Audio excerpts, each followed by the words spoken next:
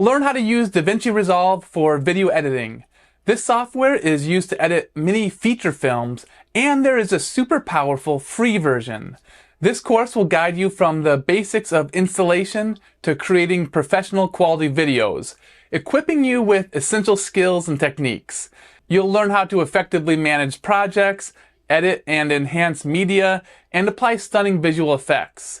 By the end, you'll be ready to bring your creative visions to life. Popular instructor Gavin Lawn developed this course.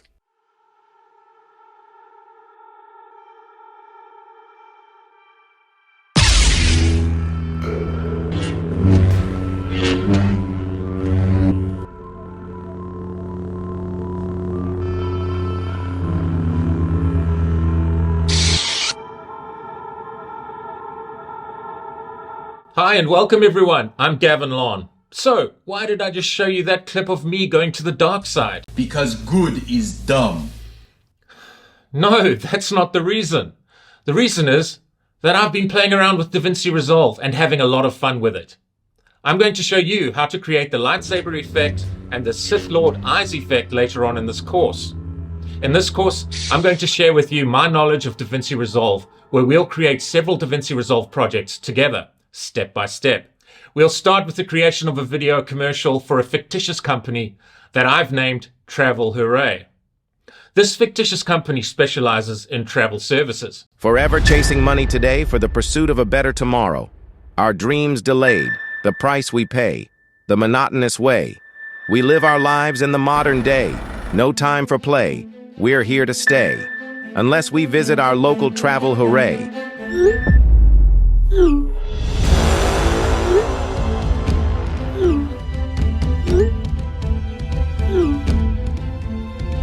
How would you like to travel to exotic destinations?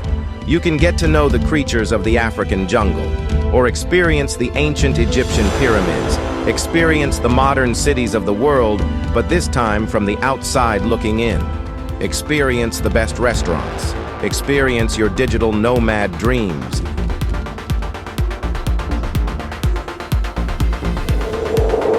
Experience the nightlife.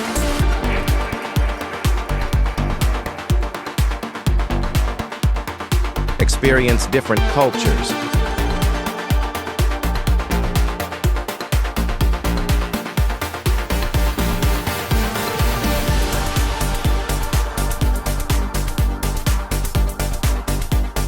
Enter a magical world of freedom,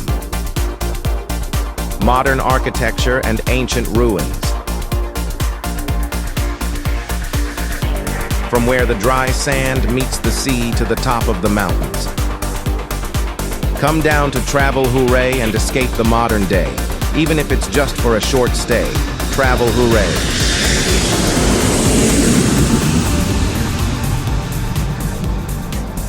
You'll be able to download the media files used for the creation of the commercial from my Google Drive at this location. This link has been included below in the description of this video. Then we'll create a sci-fi movie trailer, where we'll add special effects to stock footage.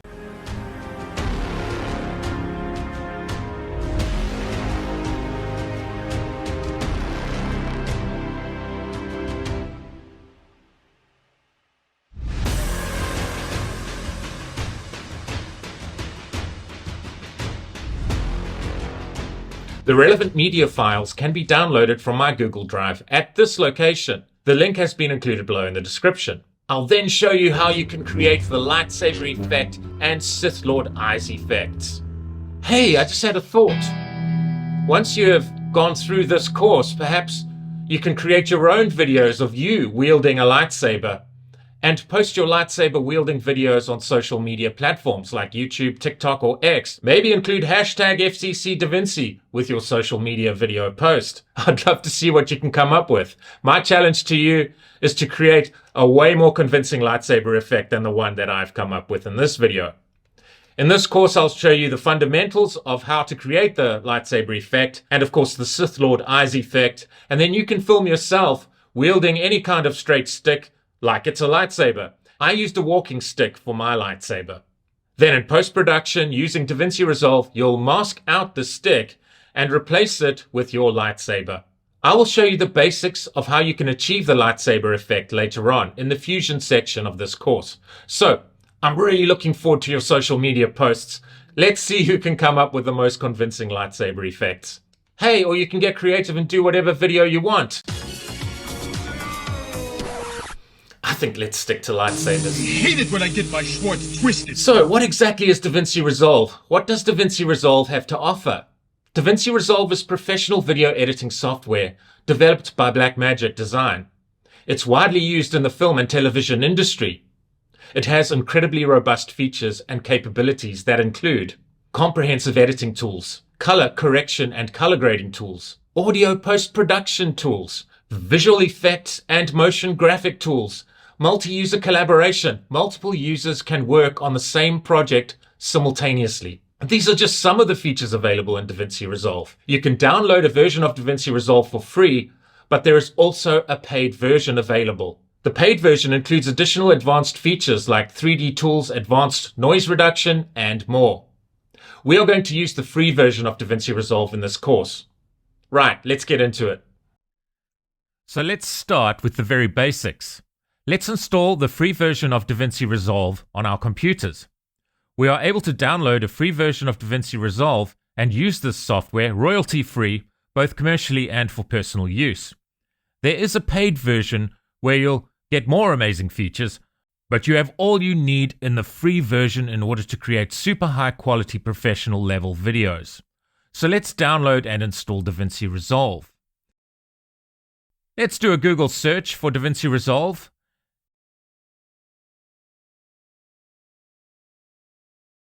And there it is, right at the top of our search results. So let's click this link.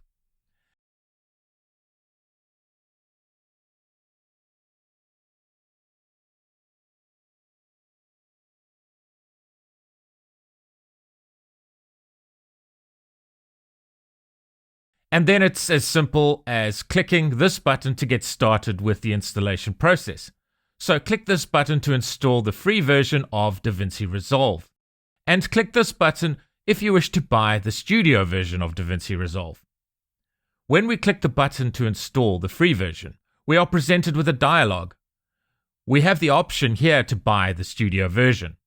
And you can also see the beta version of DaVinci Resolve 19 is now available, but let's download and install version 18.6. I'm using a Windows platform. I'm running the Windows 11 OS, so I'll select the Windows option here.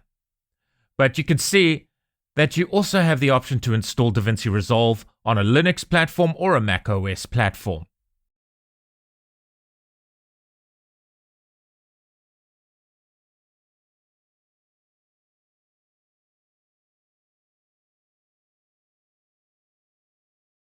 I've already gone through the installation process, so I'm not going to go through with the installation. But please download and install your free version of DaVinci Resolve so that you can follow along with this course. Let's look at some of the features of DaVinci Resolve advertised on the Blackmagic Design website. DaVinci Resolve is the world's only solution that combines editing, color correction, visual effects, motion graphics, and audio post-production all in one software tool. Hollywood's #1 post solution. Insane that this is free, really, isn't it?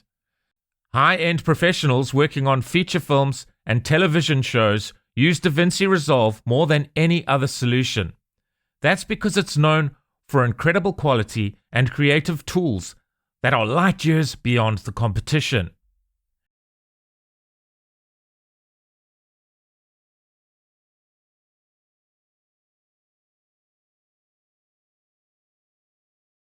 And this for me is what makes DaVinci Resolve so special. I mean, aside from it being free.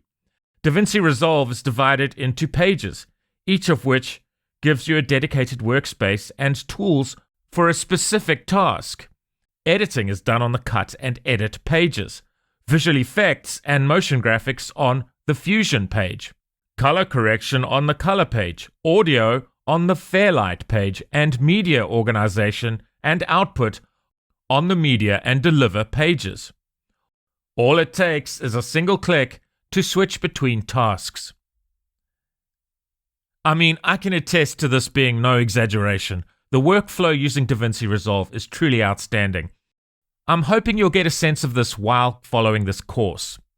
The DaVinci Resolve color page is Hollywood's most advanced color corrector and has been used to color and finish more high-end feature films and television shows than any other system. In this course, we are not going to delve into the color page because I felt that the color page demands an entire course on its own. So I've decided to create a follow-up course to this one in the not-too-distant future that will focus on color correction and color grading using the color page in DaVinci Resolve. The focus of this course will be on the edit page and the fusion page.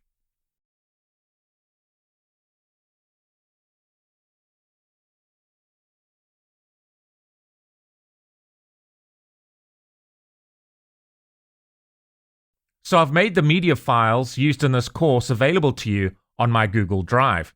These media files will be used when we go through creating the projects in DaVinci Resolve step by step. A link to the relevant Google Drive folder is available below in the description of this video. So please click the relevant link below in the description to navigate to the relevant folder on my Google Drive and download these media files. Firstly, we are going to look at the edit page of DaVinci Resolve, where we are going to create a commercial for a fictitious company that I've called TravelHooray. This fictitious company specializes in travel-related services. So you can access and download the video and audio media files that will be used to create the TravelHooray commercial using DaVinci Resolve's edit page from this folder here. So please download these media files and store them in a designated local folder on your computer so that you can import these files into DaVinci Resolve before we go through creating the TravelHooray commercial step by step. After we have created the TravelHooray commercial, we'll create a movie trailer. This will involve adding special effects to stock footage that I downloaded from Pixabay. So this part of the course will focus on how to use the Fusion page in DaVinci Resolve to add special effects to your media clips. Right, so let's briefly go through the process of creating a DaVinci Resolve project, and using the media page in DaVinci Resolve, we can then import the media files into our DaVinci Resolve project. We can also use the media page to organize our media files in folders called bins. So the first step is to create a new project in DaVinci Resolve like this.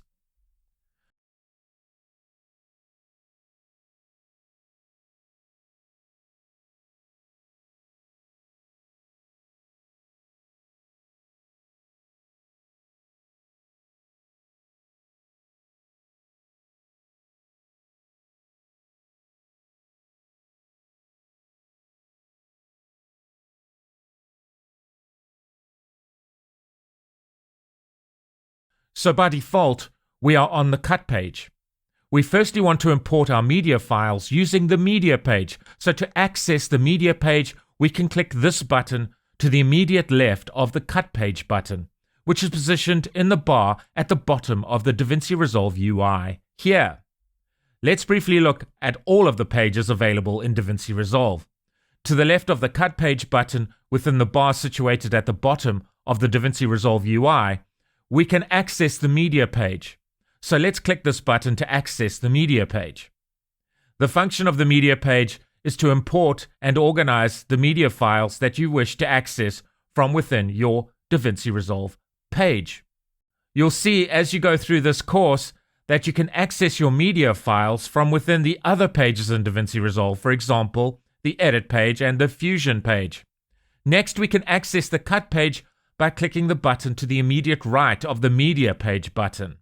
The cut page is perfect for projects with tight deadlines that you have to turn around quickly. The cut page has a streamlined interface that's fast to learn and is designed for speed. So the cut page is like the edit page, but is designed for speed and efficiency rather than for detailed editing. Next, we can access the edit page by clicking the button to the immediate right of the cut page button here. The edit page is the main page in DaVinci Resolve that is used for arranging your media files appropriately on a timeline in a particular sequence in order to create a final product. So you could use the cut page in a similar way to the edit page, but the cut page is designed for a user to sequence the media files with speed, whereas the edit page should be used for detailed editing. We are going to delve deep into the edit page in this course. Next, we have the exciting Fusion page, which can be accessed by clicking the button to the immediate right of the Edit Page button. The function of the Fusion page is specifically for adding special effects to your media clips. So this is the page that we'll use to create our Lightsaber effect and the glowing yellow Sith Lord eye effect. You'll see why this page is so powerful when we look at this page in detail later in this course. You are able to add special effects to your media clips using the Edit page through layering effects nodes onto your clips, but the Fusion page provides a far more sophisticated facility for adding special effects to your media clips through the facilitation of compositing. You'll see later in this course how, by arranging nodes in a nodes graph, that you are able to build special effects compositionally and apply your special effect compositions to the clips on your timeline. Next, we have the color page that can be accessed using this button, situated to the immediate right of the Fusion page button. We won't look at the color page in this course, but as I said earlier, I will be creating an entire course on the color page in the not too distant future. So this page is used for color correction and color grading your image clips. You can use the color page to, for example, adjust the white balance of your images or the exposure of your images. You may have shot your video clips in log format, for example slog3, and therefore you need to color correct your video clips in post-production in order to bring out, as it were, the dynamic range information stored in your log footage. The color page provides a facility for such tasks.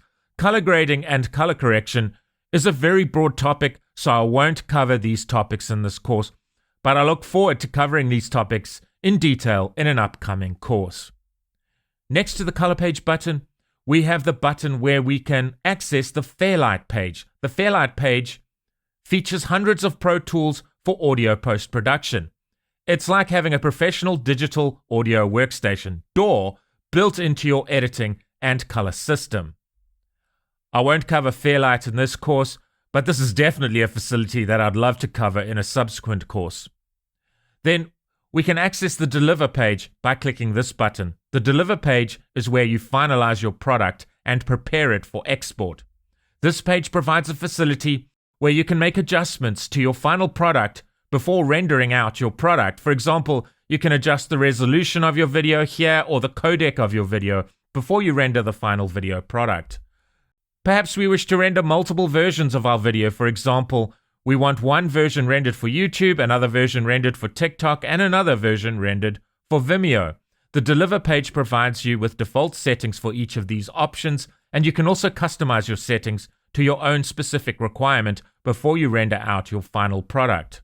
You can render more than one version of your video all at once using the Deliver page. Later we'll render the trailer for the video entitled The Unknown using the Deliver page. So we'll look at how to render out our project using the Deliver page a little bit later in this course. But let's first create the TravelHooray commercial. Right, so let's go back to the media page and import the media files that we'll use to create the TravelHooray commercial. You can then, using the media page here, create bins, which are just folders where you can organize and store your media files. You can, of course, organize your media files however you like, in whatever bin structure you choose using the media page. So to import your media files, simply right-click within your chosen bin and select the Import Media option from the relevant context menu. Then select the files you wish to import from the relevant folder on your computer and import them into DaVinci Resolve like this.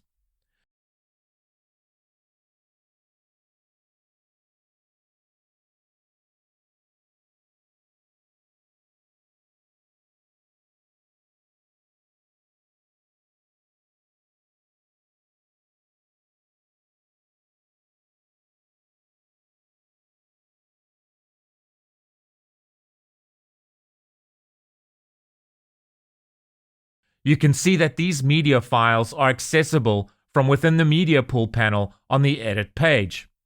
You'll then be able to sequence your media clips appropriately on the timeline within the edit page. We'll do this in just a bit. So, this alludes to how the process flow works in DaVinci Resolve, where each page can be dedicated for performing a specific task. The results of the tasks performed on each page can be included in the final rendered product. Note that I have included a numeric prefix for the name of each video clip for the TravelHooray commercial that we are going to create together. This numeric prefix denotes the order in which we'll include each video media clip on the timeline on the edit page. You can, of course, import the files that we are going to use for the creation of the trailer for a movie that I've named The Unknown, but you'll want to create a separate project for the movie trailer. We'll create the movie trailer in the Fusion section of this course at the appropriate time in this course.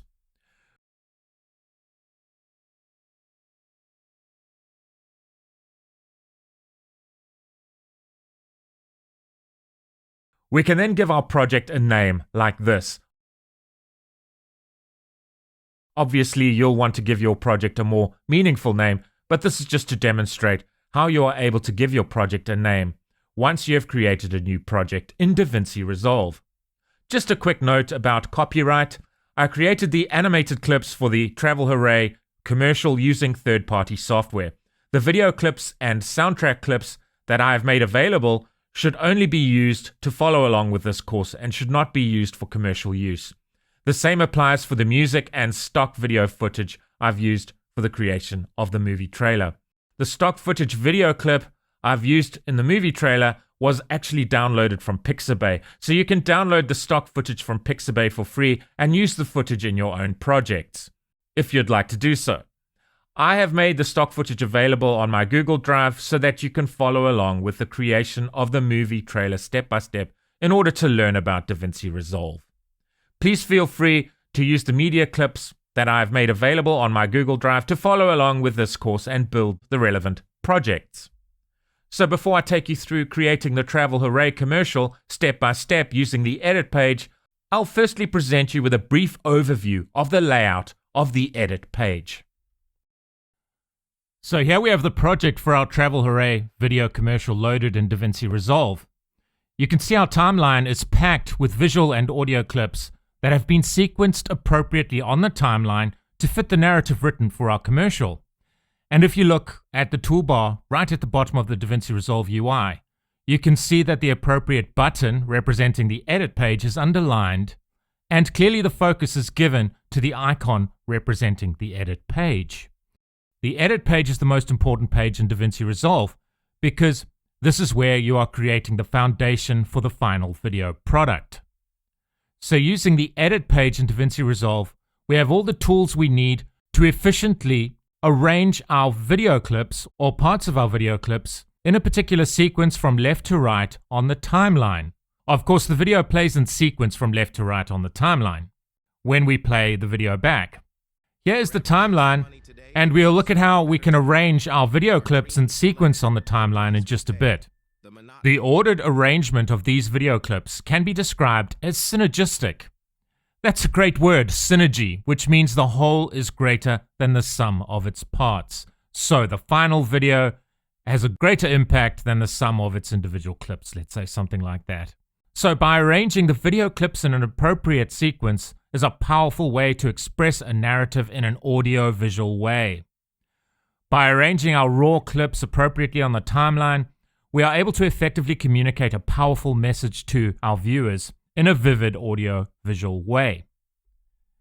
The video clips that we'll be using to create our final video product are firstly imported into DaVinci Resolve's media pool. As discussed earlier, we have an entire page in DaVinci Resolve dedicated to the media pool, where we are able to import files that denote our media clips, which can be, for example, static image files like JPEG or PNG files, video clips like .mp4 or .mov files, audio clips like .wav or .mp3 files, etc. So we can import these files into DaVinci Resolve and organize these media files within bins.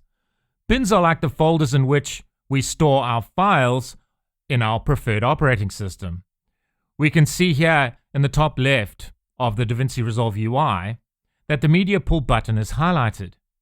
we are able to toggle the media pool panel on and off by clicking this media pool button. We can see here the media pool has been toggled on, and we can see the media pool panel just below it.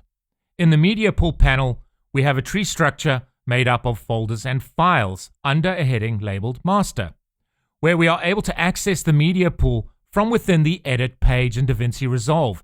So we do have an entire page dedicated to organizing our media files, but we can also perform a lot of this functionality from within the Edit page as well, because the media pool is accessible to us from within the Edit page.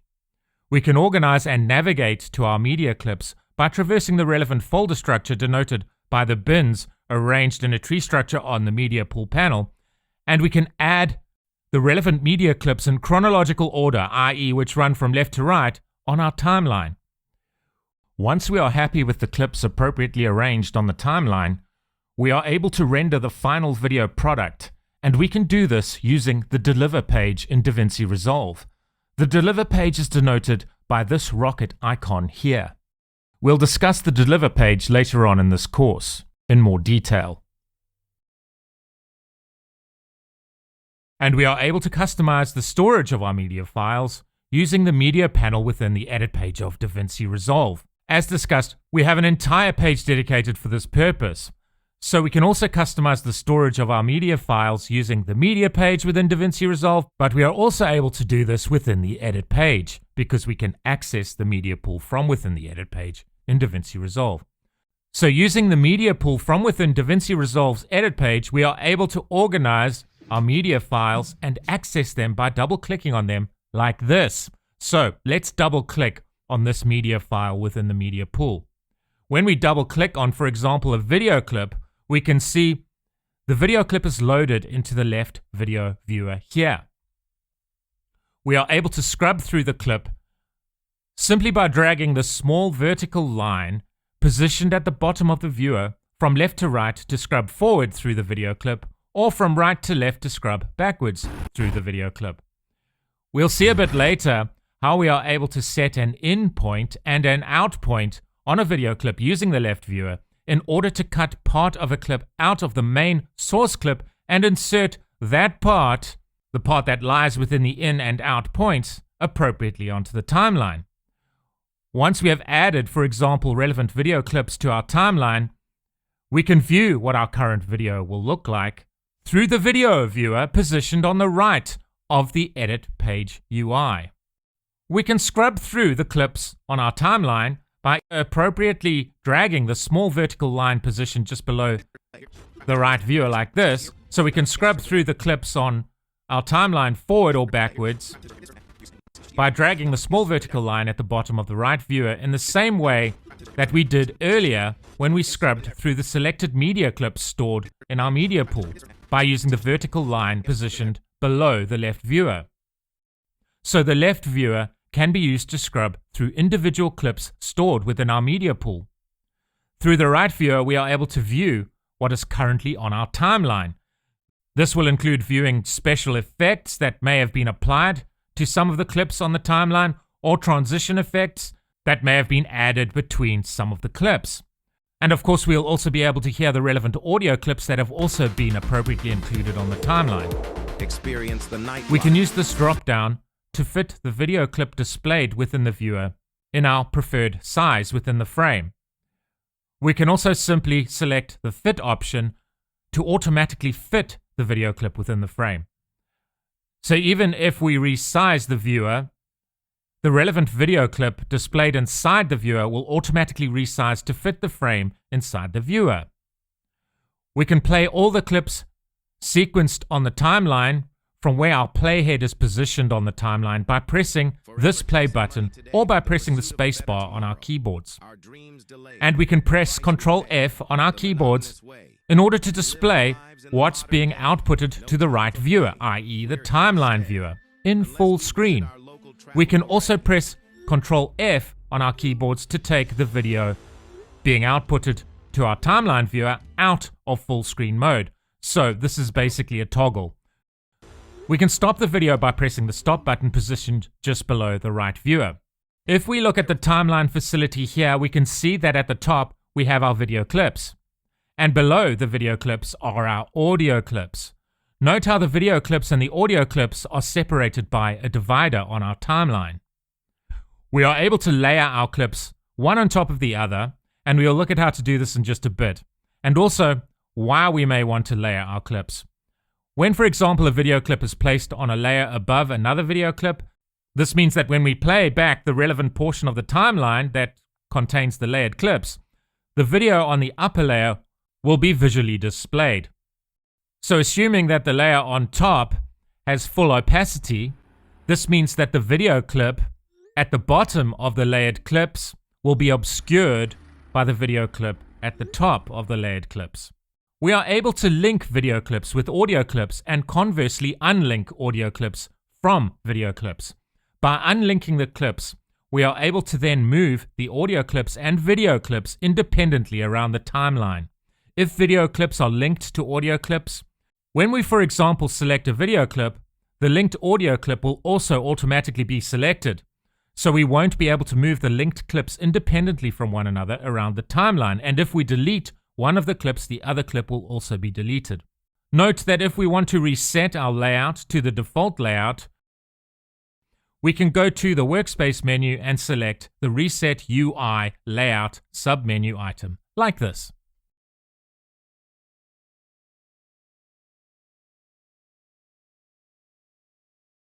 We have this toolbar conveniently positioned just above the timeline, where certain commonly utilized functionality is made available to us within this toolbar. For example, selection mode, trim edit mode, dynamic trim mode, the blade button. So blade edit mode enables us to make cuts and clips on the timeline, and in this way we can cut clips into smaller clips. We have the insert clip button, which when pressed, inserts the selected clip displayed in the left viewer onto the timeline where our playhead is currently positioned. We have the overwrite clip button, which when pressed overwrites what is on the timeline from the position where the playhead is positioned, with the clip displayed in the left viewer. When the replace clip button is clicked, the clip selected on the timeline is replaced with the clip displayed in the left viewer. We have the snapping button. When the snapping button is not selected, when we move our clip over another clip on the same layer, it will start to overwrite that clip. But if the snapping button is selected, the clip will snap into place next to the other clip. So we'll be able to place one clip next to the other exactly the way we want it, without inadvertently overwriting the adjacent clip. We have the link selection button. We briefly discussed this functionality earlier on. Basically, we can use this button to decouple video clips from audio clips, or we can link video clips to audio clips. By decoupling or unlinking an audio clip from a video clip, we are able to move the relevant video clip and relevant audio clip around the timeline independently. And we have the position lock button. So by selecting this button, we are effectively locking all the clips on the timeline into position. So this prevents us from inadvertently displacing a clip out of its desired position on the timeline. Right, let's discuss adding effects to our video clips. After we have covered the edit page in DaVinci Resolve, we'll then cover the Fusion page. The Fusion page is the dedicated DaVinci Resolve page for adding effects to our video clips. But we can also add effects to our audio and video clips using the edit page. We'll see later why the Fusion page is a far more sophisticated option for adding effects to our videos. In the edit page, we are able to access the effects panel by selecting the effects button positioned next to the media pool button here. So through the effects panel, we can add special effects to our video clips, and we can also layer text on top of video clips by dragging a title node from the effects panel appropriately onto the timeline. So here we have the titles node within the effects panel, and when this is selected, we can choose from a number of text options. So if, for example, we wanted to layer a basic title on top of one of the video clips, we can simply drag the basic title node from the effects panel and drag it onto a layer above the relevant video clip on our timeline, And when we play the video back, we can see the relevant title appears over our video. Great. And we can move the text back and forth on the timeline to a position wherever we want it to appear in our video. We can zoom in on a point on our timeline by pressing the Alt key and scrolling our middle mouse button wheel forward, like this. Okay, so let's say we wanted to fade in our text. To do this, we can simply take this anchor point positioned on the top left corner of the text item and drag it to the right, like this. The extent to which the fading occurs is determined by how far we drag the anchor point right. If we want to fade the text out, we can drag the anchor point positioned in the right corner of the text item to the left. Note that in this way we are able to fade in and out any of our clips positioned on the timeline. We can do this with both visual clips containing text, like the title node, any of our video clips, as well as any of our audio clips.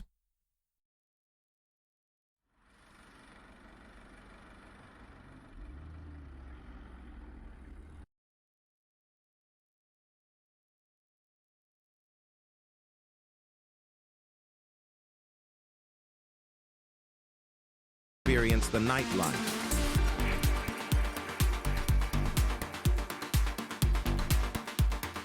Experience different.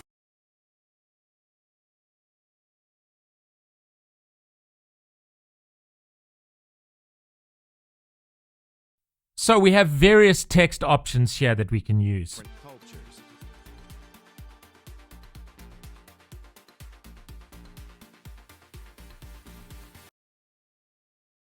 If we select the Video Transitions node in the Effects panel, we have a number of types of basic transition options that we can include between the video clips positioned on our timeline. For example, to include a basic cross-dissolve transition between two clips, we simply drag the cross-dissolve node from the Effects panel between the relevant clips where we want the relevant transition to occur. Remember, we can zoom in on a position on our timeline denoted by where the playhead is positioned, by pressing the Alt key and scrolling forward using our middle mouse button wheel.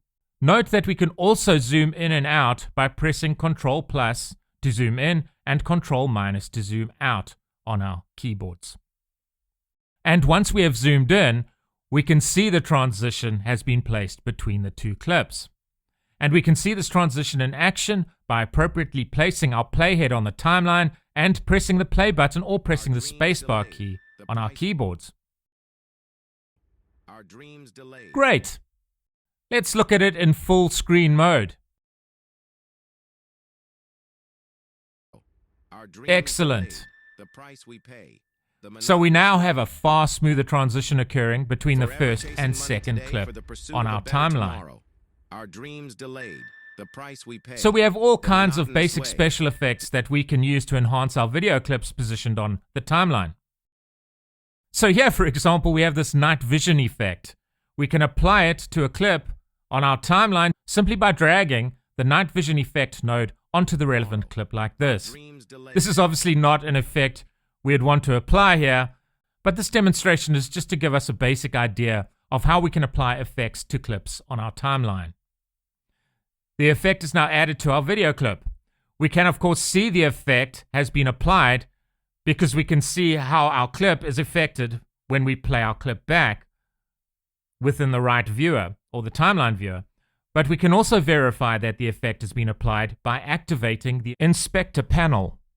So if we click the inspector button that is positioned in the top right corner of the UI, the inspector panel is presented to us. Note that when we invoke the inspector panel, that the left-hand viewer is no longer presented to us on the edit page. So we still see the right viewer, where we are able to view the clips played back from our timeline, but the left-hand viewer disappears when the inspector panel is invoked. We can see on the Effects tab within the inspector panel that the night vision effect has been applied to the relevant clip. Here we can use the inspector panel to alter the properties of the relevant effect. Here we only have one effect applied to the relevant clip, but we are able to add multiple effects to any of the clips on our timeline. We'll be able to see what effects have been applied to the relevant clip on the Effects tab within the Inspector panel. The Inspector panel in DaVinci Resolve is a crucial tool for making detailed adjustments to our media, whether it's video clips, audio, or effects. It provides a centralized location for modifying various attributes of our media, such as position, scale, rotation, opacity, and more. If we look at the Video tab, we can see that we have sliders and input fields that we can manipulate to, for example, change various transform settings, including the clip's X or Y position, width or height of the clip, pitch and yaw, rotation angle, etc. So besides using the transform properties, we can, through the Inspector panel, also crop our video clips, adjust the size of our video clips within the frame, adjust the opacity of our video clips, apply dynamic zoom to our clips, etc. We can also adjust the properties of the effects applied to the relevant clips. For example, if we for some reason wanted to change the green color to a different color for our night vision clip, we can do this by appropriately changing the color property like this. So we have loads of basic effects that we can apply to our clips using the Effects panel. And we can use the Inspector window to customize the effects through, for example, using keyframes. So let's apply this box blur effect to the first clip on the timeline.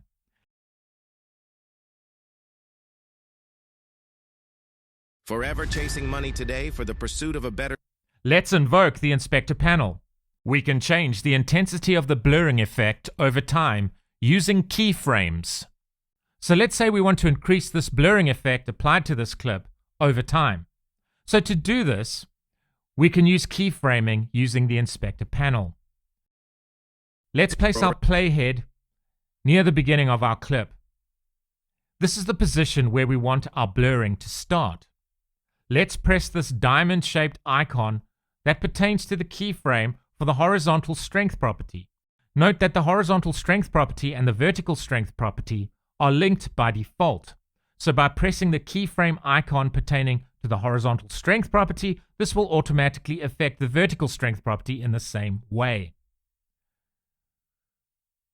So we created our first keyframe at a position on the timeline where we want the blurring to start. Then we can position the playhead on the timeline where we want the intensity of the blurring to stop increasing. Then to apply the keyframe at this position on the clip, we can simply adjust the horizontal strength property to the desired blur effect like this. And the second keyframe will automatically be added at the position denoted by the position of our playhead on the timeline.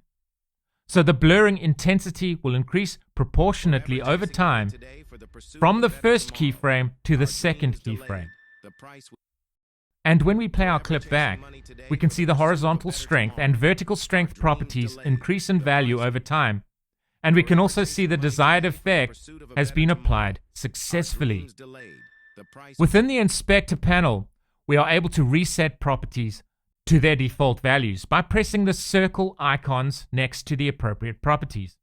Note we can reset an entire group of properties to their default values by pressing the circle icon that pertains to the relevant group of properties.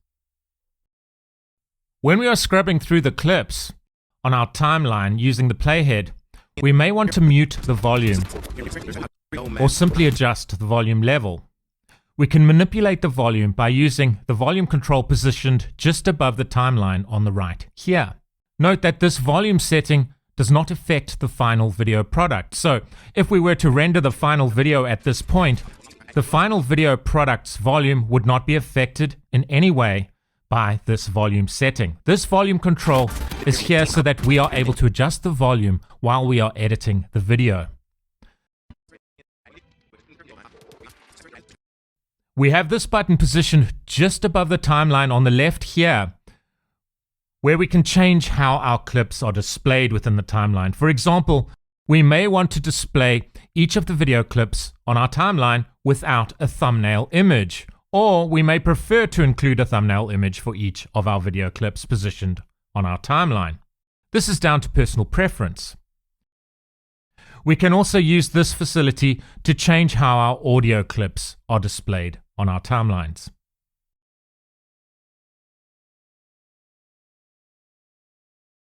We can have multiple timelines saved within a DaVinci Resolve project.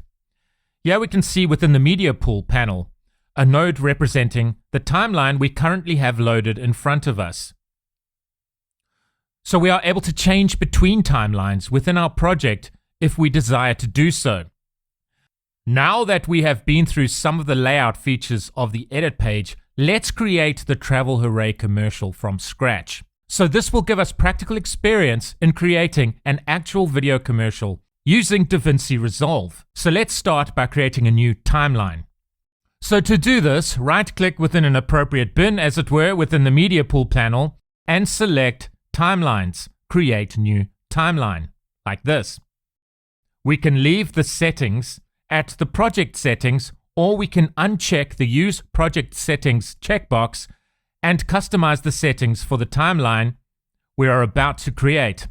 For this timeline, let's check the Use Project Settings checkbox. So let's use the project settings for our new timeline.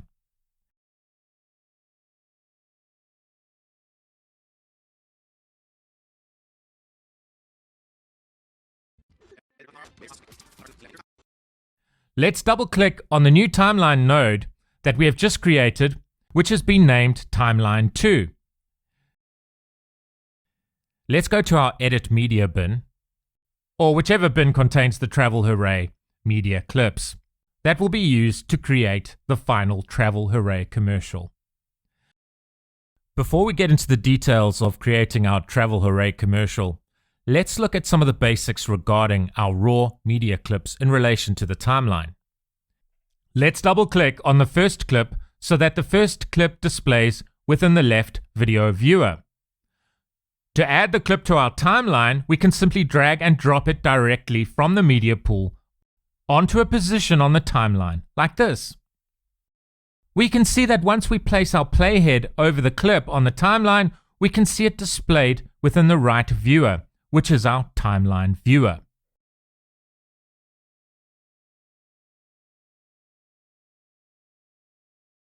So we've discussed and demonstrated that we can add media clips to the timeline directly from the media pool panel.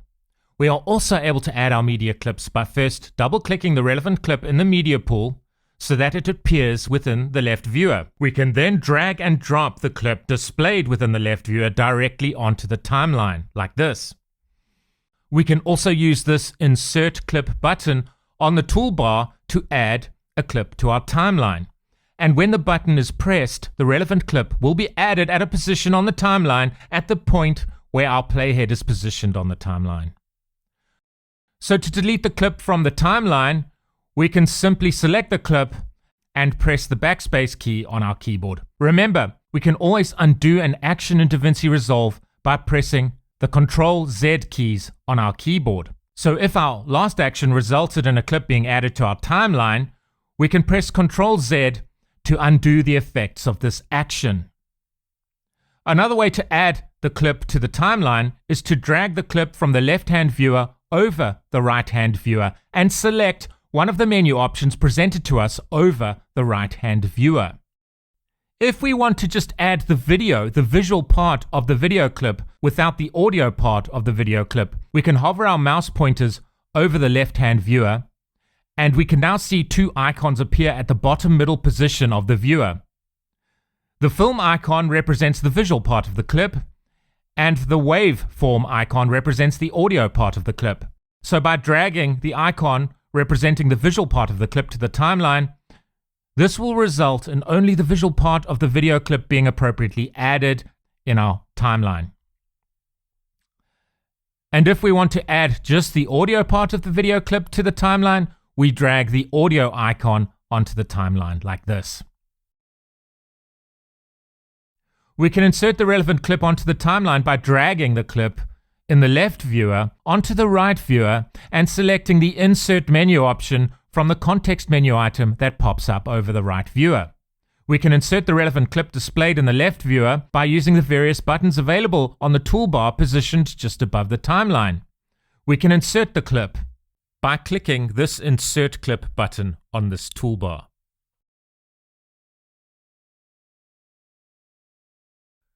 We can replace a clip on the timeline with a clip from our media pool using the Replace Toolbar button. Note that if the source clip is greater in length than the one it replaces on the timeline, the one on the timeline will be completely replaced. If, however, the source clip is smaller in length than the one it replaces, it will only partially replace the clip on the timeline. Or we can overwrite a clip from a selected point on the timeline, i.e. where the playhead is positioned on the timeline. We have these same options available to us in the pop-up context menu that pops up when we drag a clip in the left viewer over the right viewer. So in this case, let's select the relevant options from the context menu. So there are multiple ways within DaVinci Resolve's edit page to add our clips to the timeline. And just a reminder, we can always press Ctrl-Z to undo the effects of our actions within DaVinci Resolve. Let's drag the clip from the left viewer over the right viewer and this time select the Replace option. Great! So press Ctrl-Z to undo the action, and this time let's opt to place the relevant clip on a layer above the relevant clip on the timeline.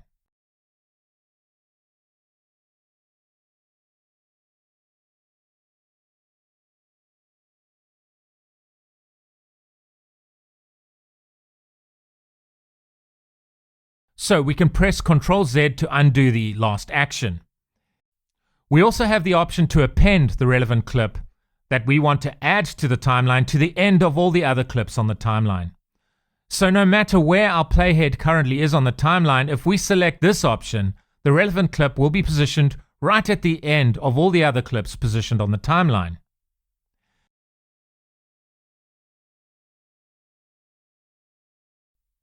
And if we select the Ripple Overwrite option, if the relevant clip is smaller than the clip that is being overwritten on the timeline, the clip that is being overwritten will be overwritten from the beginning of the clip being overwritten on the timeline to a point where the relevant source clip ends.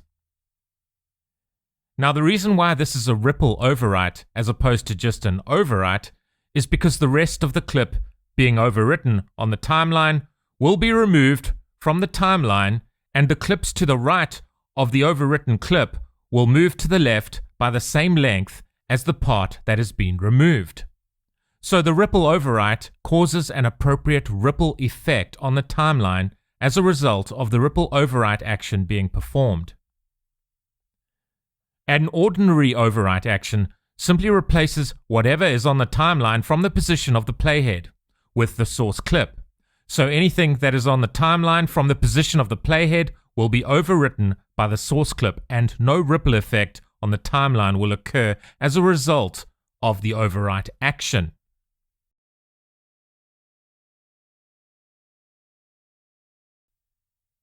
So earlier we briefly discussed that in and out points can be added below the left viewer. The in and out points are denoted by the small solid circles here.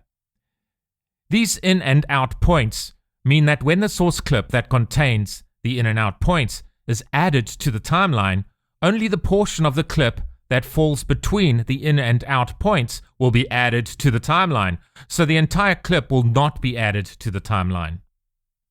Once the relevant portion of the source clip is on the timeline, we are able to add back in those parts of the clip that were initially excluded through the addition of the relevant in and out points before the source clip was added to the timeline. So we can, for example, add to the timeline the initially excluded part of the clip, i.e. to the left of the in point as it were, by dragging the left handle of the relevant clip to the left. So we can also add in the part of the clip to the right of the out point as it were to the timeline by dragging the right handle of the clip to the right. We can see that when we drag one of these handles to add in extra parts of the clip, a rectangle is presented on the timeline around the relevant clip. The part of the source clip that is currently included on the timeline contains an image. The part of the source clip that is currently excluded from the timeline is empty.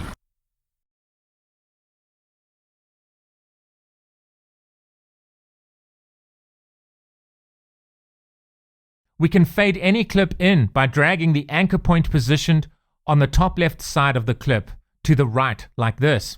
And conversely, we can fade a clip out by appropriately dragging the relevant right anchor point to the left like this.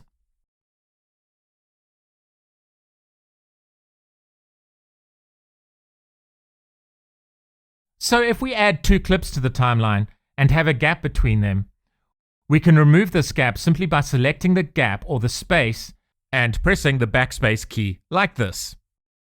And we can remove the gap that starts at the beginning of our timeline by doing the same thing, simply by selecting the empty space that makes up the gap between the beginning of the timeline and the relevant clip and pressing the backspace key on our keyboards like this. We can place one clip on top of another clip on our timeline simply by dragging one clip that is already on the timeline over the other clip on the timeline. And we can stack multiple layers on top of one another, both in the audio section of the timeline and the visual section of the timeline. But obviously, the more layers we add, the more potentially messy our timeline is going to become.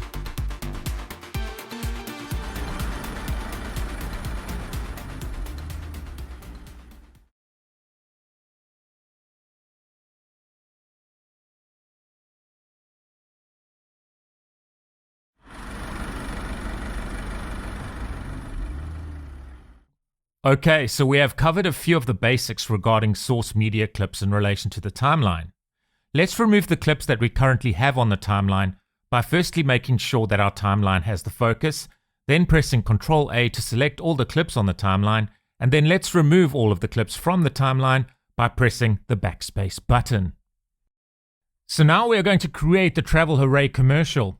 To do this, we must sequence the relevant media clips that are stored within our media pool appropriately on our timeline. Remember, when creating a video, the narrative drives how the media clips are sequenced on the timeline.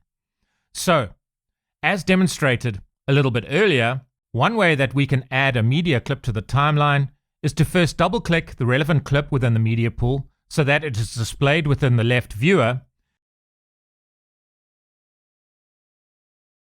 Then we can drag the clip from the left viewer over the right viewer and select the Insert menu item that shows up as a result of the aforementioned action. By selecting the Insert menu item, we are in effect adding the relevant clip to the timeline at the current position of the playhead. As we can see, the playhead is positioned right at the beginning of the timeline, which is where we want to position our first clip. Great! I'm just going to quickly delete these extra video tracks that we are not using at the moment. So to delete a video track on the timeline, simply right-click the relevant video track like this and select the Delete Track menu item. We don't actually want the entire clip included within the final video, so we can edit the clip appropriately by cutting out the parts of the footage that we don't want appearing in the final video. For example, by cutting parts out of the clip while the clip actually resides on the timeline. Another way we can edit the clip is from within the left viewer before we even add the clip to the timeline. So let's select this clip on the timeline and press the backspace key to remove it. Remember, we can press Ctrl Z to undo the effects of our previous action within DaVinci Resolve. As discussed, there are various ways of adding a clip to the timeline. There are also many ways of trimming our raw media clips so that only the portion that we want of the clip is included on our timeline. But let's use the in and out feature available to us within the left viewer to cut out a portion of the relevant clip before we add the relevant portion of the clip to the timeline. To do this, we can scrub through the clip within the left viewer by dragging this small vertical line horizontally just below the left viewer until we find the position where we want our new clip to start. So we can now press the I key on the keyboard to establish where we want the clip to start.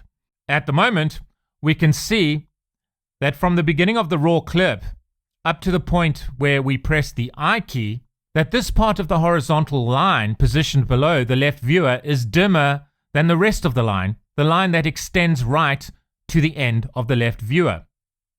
There's also now a small solid circle that now appears on the line below the left viewer, and this indicates the in point. So from the point where we press the I key, from the small solid circle until the end of the clip, the horizontal line is brighter. This indicates that if we were to drag the clip from the left viewer onto the timeline, that the portion of the clip from where the small solid circle is positioned until the end of the clip, denoted by the brighter part of the horizontal line, will be included on the timeline. And this might be what we want to do, so it may be perfectly valid to include the clip on the timeline at this point. But in our case, we are happy with where the clip now begins, but we don't want to include the rest of the clip on the timeline.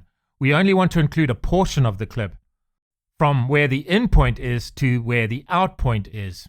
And we haven't yet set an appropriate out point. So how do we specify the point at which the clip that we want to include on the timeline ends? We can find the out point by scrubbing through the clip presented in the left viewer until we are satisfied with where the new clip should end, and then press the O key on our keyboards, which will set the out point. Now we can see the two small solid circles appear on the relevant horizontal line below the left viewer. These two small solid circles demarcate the portion of the clip that will be included on our timeline should we add the clip displayed in the left viewer to the timeline. So if we drag the clip from the left viewer onto the timeline, it will only add the clip demarcated by the two small circles just below the left viewer. As discussed, there are many ways we can add the clip to our timeline. So let's opt to include the clip on our timeline by pressing the Insert Clip button on the toolbar positioned just above the timeline.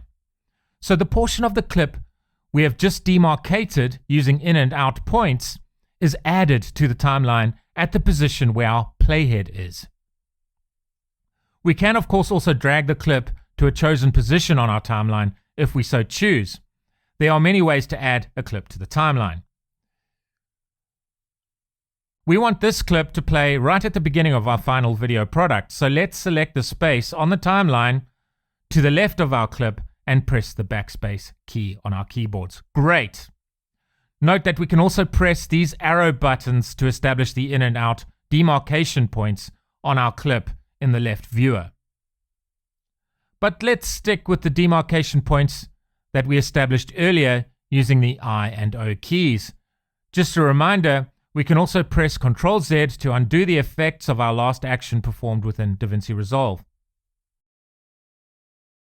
Let's double-click on the second clip and drag it onto our timeline.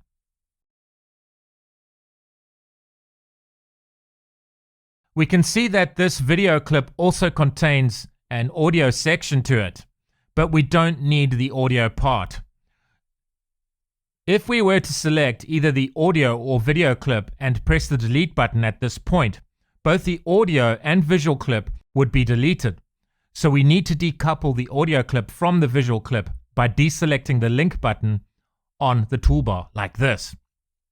So we are able to toggle the link button, represented by a chain icon, by toggling the button on or off. So we could select either the audio clip without selecting the visual clip, and we can also select the visual clip without selecting the audio clip. We are therefore able to delete one of the clips without deleting the other clip. So in effect, we are able to separate the visual clip from the audio clip and manipulate them independently on the timeline.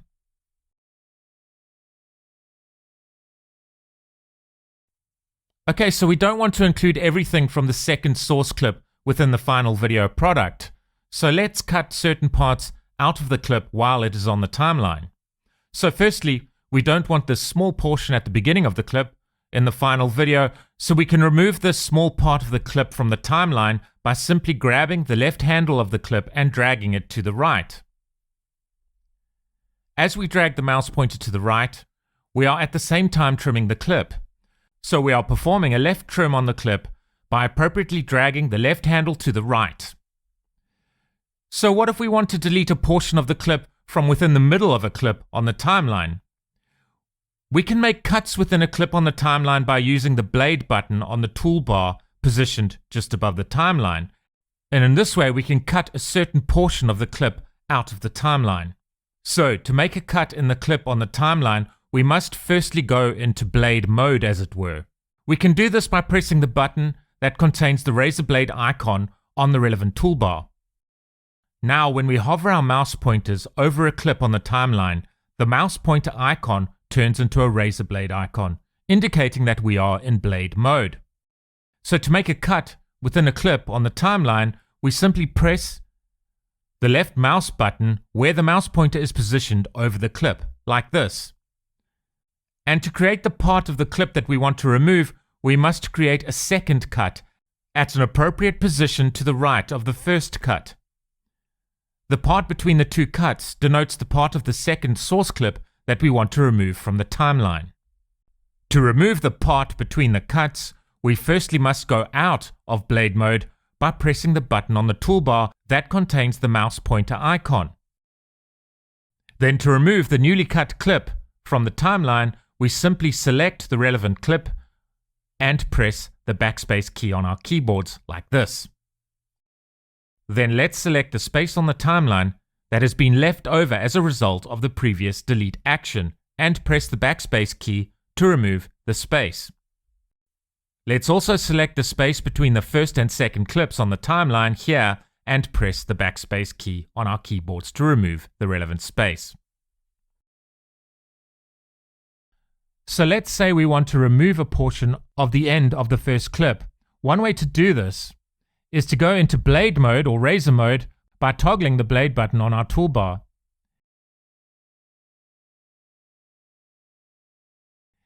And place a cut at the starting point of where we want to remove the relevant portion of the clip. We can cut the clip at the position of our mouse pointer by pressing the left mouse button. Then let's say we want to remove the newly cut clip here and don't want to leave a gap in the timeline as a result of this deletion operation. We can do this by performing what's known as a ripple delete in DaVinci Resolve. So, to perform a ripple delete, we press Shift and the backspace key on our keyboards while the relevant clip that we want to remove from the timeline is selected. We can see that this ripple delete causes an appropriate ripple effect on the timeline, where the clips to the right of the deleted clip appropriately move left on the timeline and close the gap, as it were, on the timeline. So this action is known as a ripple delete. We can press Ctrl Z twice to undo the last two actions of cutting the clip and then removing the end of the first clip on the timeline. Note that we are also able to create a cut on a clip by appropriately positioning the playhead over the relevant clip and then pressing Ctrl B on our keyboard like this.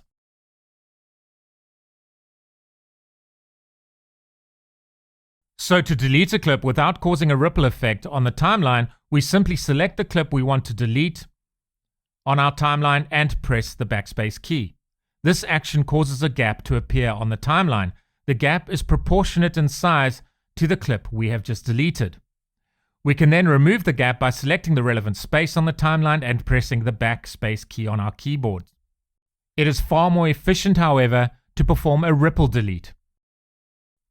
So let's say that we want to perform a right trim on this clip, and as a result only keep a small portion of this clip on the timeline.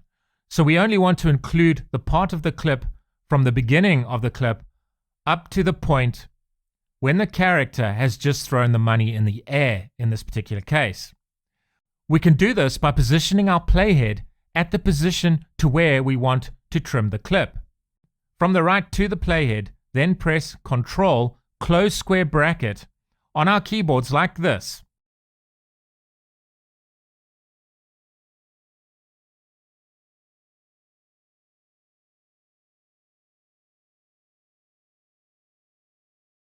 I think that looks great. Let's go to our media pool. Let's double click on the third clip stored within our media pool. Let's cut a portion of this clip out of the original clip by using the I and O keys on our keyboards to demarcate the relevant portion of the clip. So I think the in position should be about here, and the out position should be about here. And let's make sure that on our timeline, our playhead is not positioned at the end of the clips that we currently have on our timeline, because I want to demonstrate adding a clip to the end of the clips that are on our timeline and not at the position of the playhead. We can add our new clip that we have prepared using the in and out points in the left viewer to the end of the clips on our timeline by dragging the clip from the left viewer over the right viewer, i.e. the timeline viewer, and selecting the append to end menu option from the menu that pops up as a result of this action. Great. Make sure the link button here on the toolbar is deselected so that we can remove the relevant audio clip and keep the relevant visual clip. Let's play that through. Great. Let's double click on the fourth clip in our media pool, the fourth clip for our TravelHooray commercial. Let's appropriately add in and out points to this clip using the left viewer so that we can add this clip to our timeline where only a chosen portion of the original clip, denoted by the in and out point demarcations, is added to the timeline. So let's drag and drop this clip from the left viewer directly onto the timeline. We can see that when we remove the space on the timeline, that only the visual clip moves. This is because the visual clip and the audio clip are currently not linked. So let's toggle the link button on the toolbar to link the audio clip with the visual clip, and let's remove the relevant space between the clip we have just added and the clip positioned to the left of it. Great. In this case, we want to keep the audio clip that came with the visual clip of the man driving the car so that we can include the sound of the car's engine in the final video product. Even though we trimmed the original clip using the in and out points in the left viewer before adding this clip to the timeline, the information of the original source clip is still present on the timeline, so we can add back in these portions of the source clip that we removed by setting the in and out points in our left viewers before dragging the clip to the timeline. So for example, we can drag the handle of the right end of the clip to the right to include more of the original source clip on the timeline. So we are able to further refine our edits of the clips while they are on the timeline. Let's double click the fifth clip of the TravelHooray commercial that resides within our media pool. Let's drag the clip to an empty space on the timeline. So first, let's toggle the link button appropriately on the toolbar and remove the audio clip.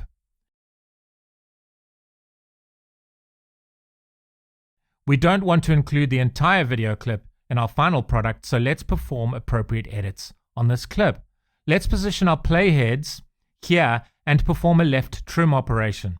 So when we trim the clip, it will remove the portion starting at the beginning of the clip up until where our playhead is positioned. So to perform the left trim operation, we can press Ctrl open square bracket on our keyboard. So the portion from the beginning of the clip up to the playhead is removed from the timeline. Let's position our playheads appropriately so that we can perform a right trim operation. So we don't want the footage in this clip to be included past the point at which our playhead is positioned here. So let's perform a right trim by pressing Ctrl close square bracket on our keyboard.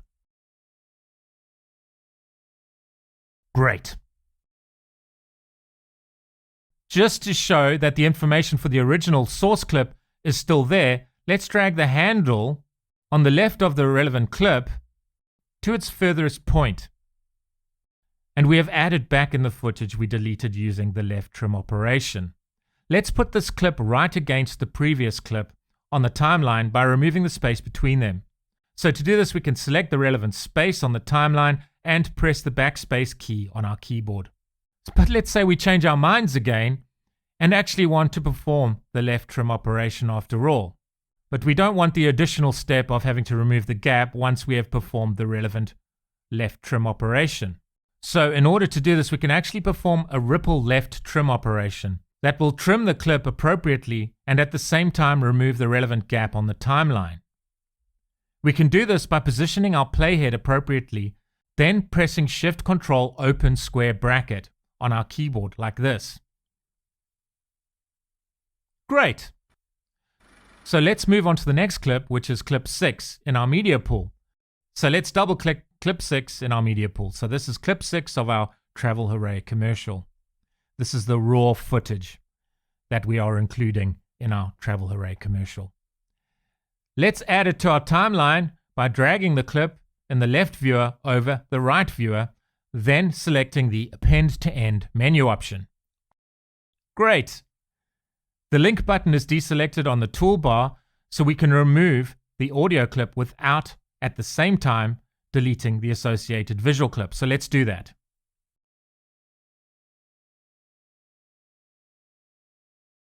We don't want to include the entire clip, so let's perform a ripple left trim by appropriately placing our playhead on the clip and then pressing Shift-Control open square bracket.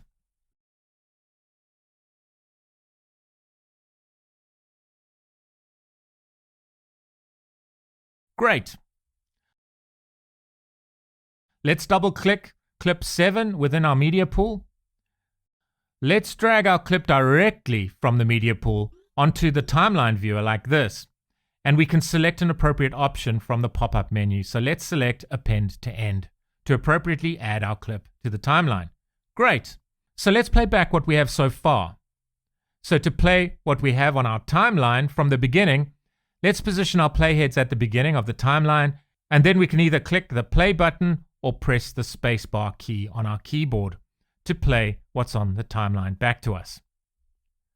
But let's first press Ctrl F so that we can play our clips back in full screen mode. Then let's play our video by pressing this play button. Note that we can toggle in and out of full screen mode by pressing Ctrl F on our keyboard.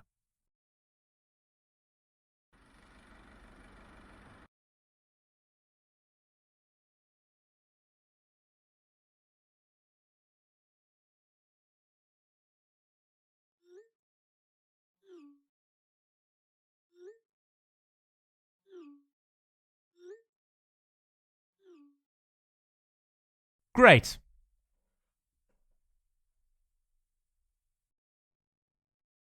So let's double click clip 8 within our media pool, and we don't want the entire clip added to our timeline, so let's use the in and out points to demarcate a portion of this clip before we add it to our timeline. So let's press the I key to appropriately set an in point here, and let's find the out point in our clip, and then let's press the O key. Let's append this clip to the end of the clips that are already on our timeline. Let's double click clip 9 within our media pool,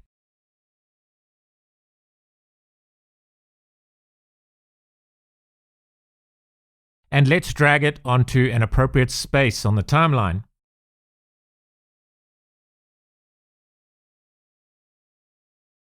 We don't want this entire clip included in the final video, so let's edit our clip directly on the timeline. Let's put in a cut here by pressing Ctrl B on our keyboard, and let's put in another cut here by pressing Ctrl B, like this. Let's perform a ripple delete on this selected clip by pressing Shift Backspace on our keyboard. Let's place our playhead at this position on our clip and put a cut here in our clip. So to do this, we place the playhead and press Ctrl B on our keyboard. Further to the right, let's put in another cut here. So to do this, we place the playhead and press Ctrl B after we have appropriately placed our playheads in the desired position over the relevant clip. And let's perform a ripple delete by pressing Shift Backspace on our keyboards. Then let's remove this gap here by selecting the relevant space and pressing the backspace key on our keyboards. So now let's double click on clip 10 within our media pool. On the left viewer, let's set our out point here because we only want a portion of this clip to be placed on our timeline. So we only want the portion of the clip that starts at the beginning of the clip and extends to this out point to be included on the timeline. Let's appropriately place this clip at the end of the other clips on the timeline.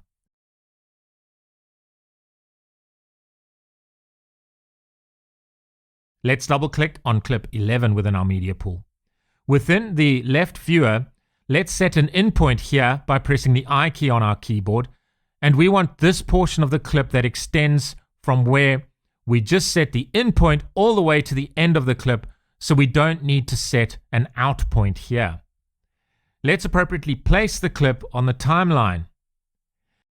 Let's make sure the relevant audio clip and associated visual clip are not linked. Let's remove the relevant audio clip by selecting it and pressing the backspace key on our keyboard. Great. Let's double click clip 12 in our media pool. Let's drag this clip to a space within our timeline. We don't want the entire clip in our final video, so let's edit our clip appropriately.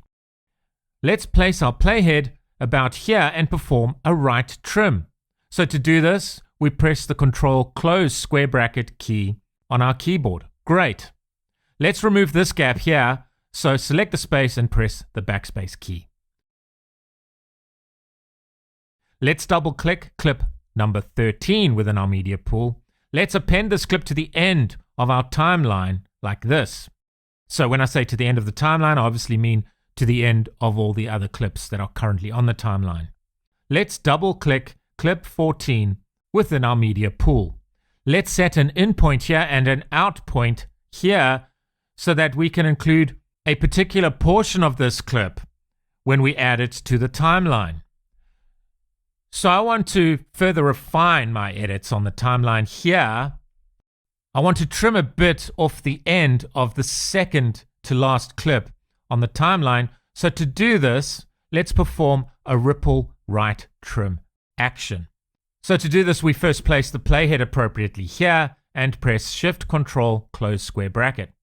And we can see the desired portion of the clip is removed, and the clip to the right of the clip we have just trimmed appropriately moves into place so that there's no gap left on the timeline and the relevant clips are snapped together appropriately. So the appropriate ripple effect is caused on the timeline. So remember, we can zoom in and out of a position on our timeline where our playhead is positioned by pressing Alt and then scrolling the middle mouse button wheel forward to zoom in and scrolling in reverse to zoom out. Or we can use our keyboards by pressing Ctrl plus to zoom in and Ctrl minus to zoom out. Let's go to the next clip in our media pool, which is clip 15. Let's set an in point at this position here and an out point at this position here. This time, let's press the Insert Clip button on our toolbar like this to insert the clip on our timeline.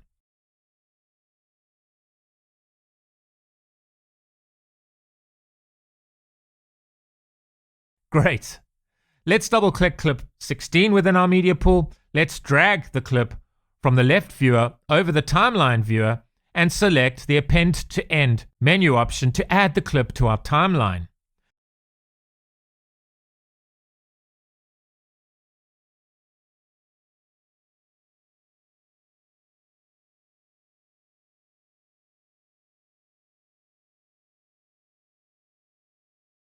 Let's double click on the final clip, clip 17 in our media pool, and drag the clip over the right viewer and select Append to End. So now we have added all the visual clips that we wish to include within the final video product. But we are not ready to render out our video. We still need to add the audio clip that contains our narration. I'm just going to quickly remove these redundant audio tracks here because they don't currently have any audio clips on them. I've created the TravelHooray commercials narration audio track using text-to-speech artificial intelligence. So let's add the audio clip named AI text-to-speech narration to our timeline by appropriately dragging the clip from the media pool to the audio section of the timeline situated below the visual section of the timeline. Let's crank up the volume a bit so we can play back a portion of the narrative on the timeline.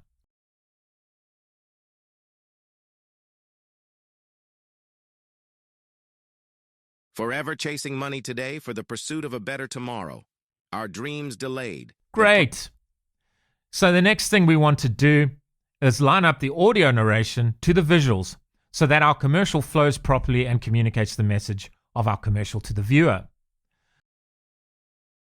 So let's place the audio clip at the beginning of our timeline by selecting the empty space to the left of the audio clip and then pressing the backspace key to delete it.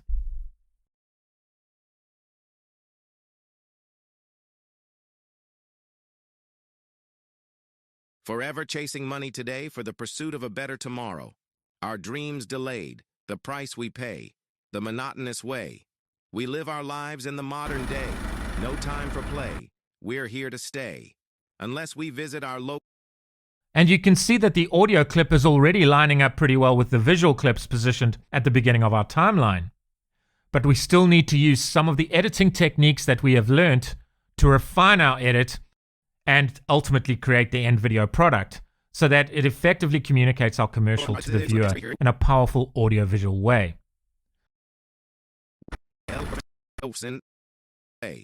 We live our lives in the modern day. No time for play. We're here to... So we can see here where the narrator says, no time for play, that it is not lining up appropriately with the visuals. We want no time for play to line up with the guy playing golf, and we want the word time to line up with the clock visual. No time for play.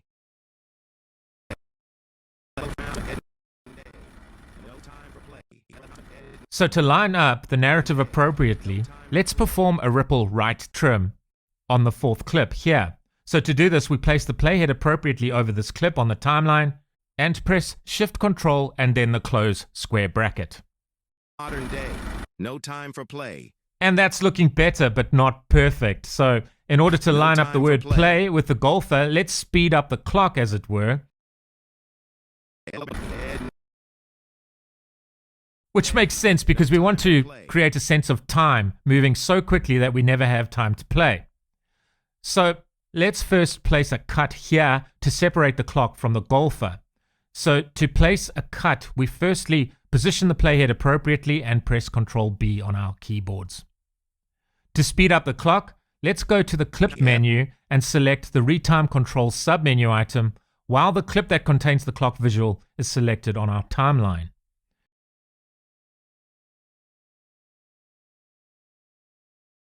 We can then speed up the relevant clip by selecting a higher percentage than 100%.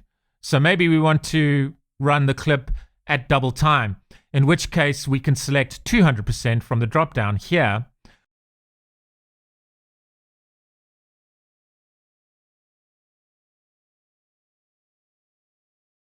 We can remove the leftover space by selecting the space on the timeline and pressing the backspace key like this. No time for play.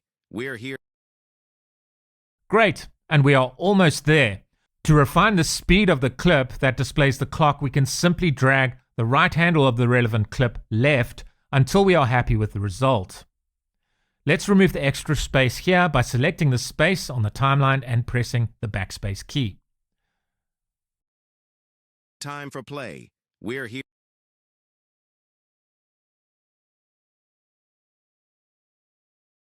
No time for play. We're here.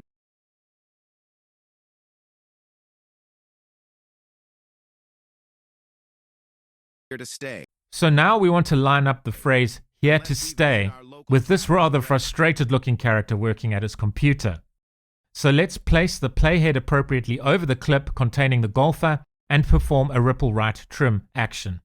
To do this, let's press Ctrl Shift and then the close square bracket key like this. For play. We're here to stay. Great. Unless we visit our local TravelHooray. How would you... Unless we visit our local TravelHooray. So now we want to line up the phrase visit our local TravelHooray with the clip of the guy traveling. So this is a guy who is sick of the rat race, who has visited our company called TravelHooray and is now happily traveling the world. While traveling the world, his boss texts him and he tells his boss that he is never coming back to work and is going to continue living his life on his terms. Anyway, let's perform a ripple right trim action here. So place the playhead appropriately and press Ctrl Shift and then the close square bracket. We're here to stay. Unless we visit our local TravelHooray. How would you like to travel to... That's great, but now the next line from the narrator is, how would you like to travel to exotic destinations? So we want to appropriately line up this phrase with the next visual clip. So to do this, we can simply make a cut at the appropriate position on our audio. We can do this in much the same way as when making a cut on a visual clip. Our local TravelHooray. So place the playhead in the appropriate position over the relevant audio clip. We can zoom in by scrolling forward on the middle mouse button while the Alt key is simultaneously pressed. Press Ctrl B to make a cut at the appropriate position in the audio clip. Then we can move the audio clip on the right of the appropriate position, on the right of the cut, in order to line up the phrase, how would you like to travel to exotic destinations, with the relevant visual clip. How would you like to travel to exotic destinations? You can get to know the creatures of the African jungle. So I'm actually from Africa, and I can tell you this happens all the time. Okay, to be honest, it almost never happens, and if a lion jumps out from behind you in the jungle, well, your prognosis probably isn't very good. Okay, so we want to line up the narrative with the visual. So when we're talking about ancient pyramids, we want to show ancient pyramids, and if we're talking about modern cities, we want to display modern cities. So let's do this. Let's trim the 9th clip appropriately. Firstly, let's place the playhead about here and perform a ripple left trim. Experience the ancient Egyptian pyramids. Experience the modern cities of the world. And let's perform a ripple right trim on the same clip so that when the narrative is talking about modern cities, we see a depiction of Dubai rather than ancient pyramids. Experience the ancient Egyptian pyramids. Experience the modern cities of the world, but this time from the outside looking in. So I want to line up a specific visual with the narrative that says, but this time from the outside looking in. Cities of the world, but this time from the outside. So let's cut out the middle part of this clip to line up the visual we want with the relevant part of the narrative. So to do this, let's cut out this middle part of the clip. So place a cut here at the playhead by pressing Ctrl B. Then a little bit further along this clip, let's place another cut at the playhead here.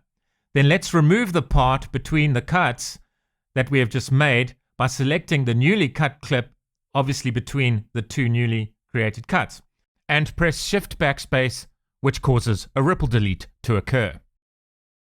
If we had just pressed the backspace key, this would have deleted the clip and left a space on our timeline, which would be the same size as the deleted clip. So a ripple delete deletes the clip as well as removes the relevant gap on the timeline. World, but this time from the outside looking in. So where the narrative says looking in, let's make sure the visuals in our video change appropriately. So to do this, let's perform a ripple right trim from this point at the playhead. So to perform a ripple right trim, we press Ctrl Shift and the close square bracket like this. Great. From the outside looking in. Experience the best restaurants. Experience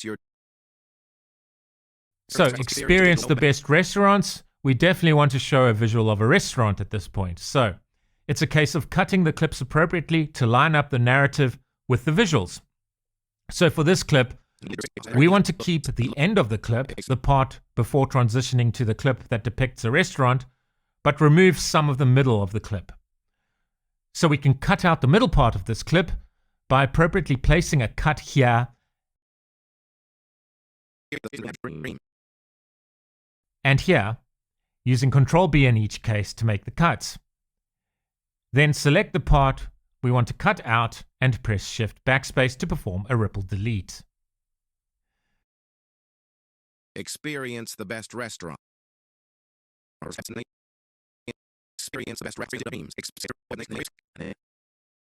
Experience the best rest. Then we want to make sure that when the word restaurant is said, that a restaurant appears in the visuals at this point. So let's perform an appropriate ripple right trim to make this happen. So place the playhead appropriately on this clip at this point to where we want the ripple right trim to occur. Then press Ctrl-Shift, close square bracket to make the appropriate ripple right trim occur. Best restaurants. Experience your digital nomad dreams.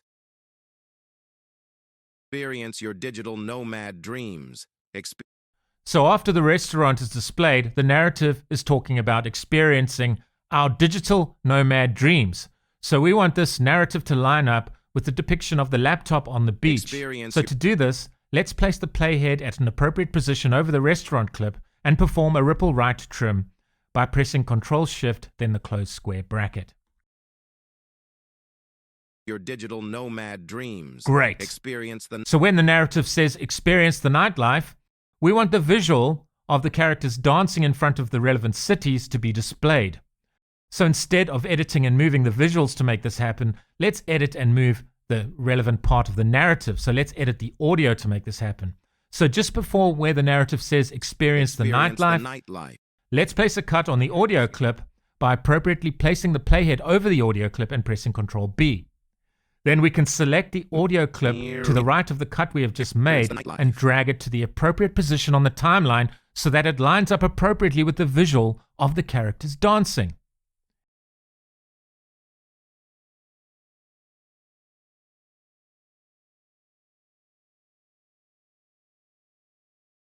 Experience the nightlife.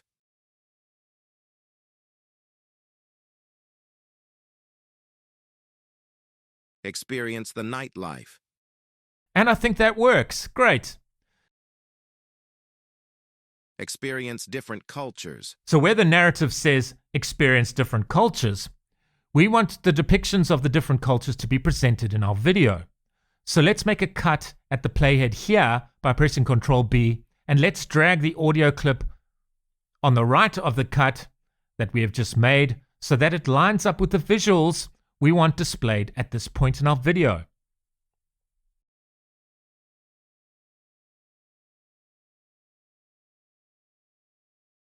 Experience different culture. Experience different cultures. Enter a magical world of... And we want to see the depiction of the wizard when the narrative says enter a magical world. So let's place the playhead appropriately on the audio clip here and make a cut here using Ctrl-B. Then let's drag the audio clip on the right of the cut that we have just made so that it lines up appropriately with the visuals that display the wizard. Enter a magical world of freedom, modern architecture and ancient ruins. So we want to line up the narrative where it says modern architecture with visuals that represent modern architecture. And where the narrative says ancient ruins, we of course want to line up the part of the narrative with visuals representing ancient ruins. So to do this, we can first cut the clip appropriately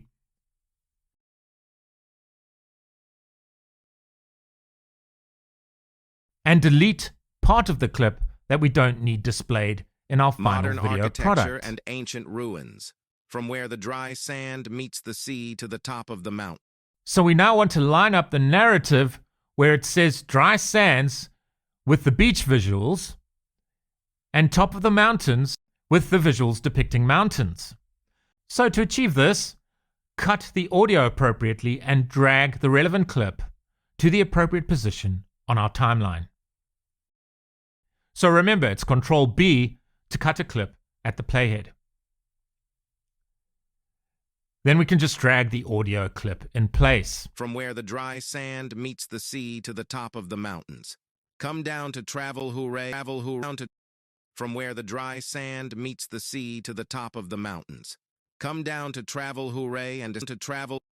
From where the dry sand meets the sea to the top of the mountains. Come down to TravelHooray and escape.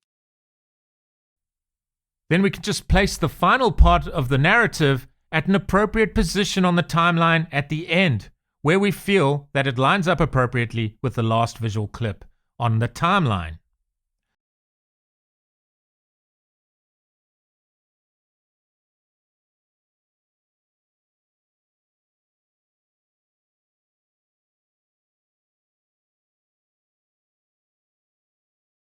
Come down to TravelHooray and escape the modern day, even if it's just for a short stay. So I think it works best to line up the audio with the last visual clip on the timeline so that the visual that displays the text TravelHooray occurs just after where the narrator says TravelHooray. TravelHooray. Come down to TravelHooray and escape the modern day, even if it's just for a short stay. TravelHooray. Okay, great. So let's play the clip through. Let's place the playhead at the beginning of our timelines. Then let's put the timeline viewer in full screen mode by pressing Ctrl F. Then let's press the play button to play back our video. Forever chasing money today for the pursuit of a better tomorrow. Our dreams delayed, the price we pay, the monotonous way. We live our lives in the modern day. No time for play. We're here to stay. Unless we visit our local TravelHooray.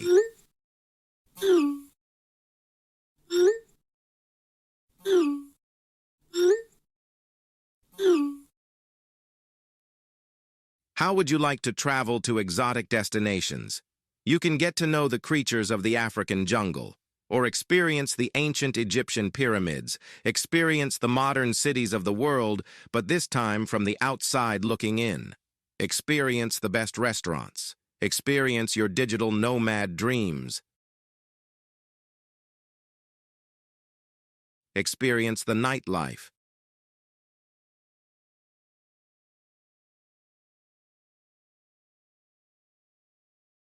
Experience different cultures.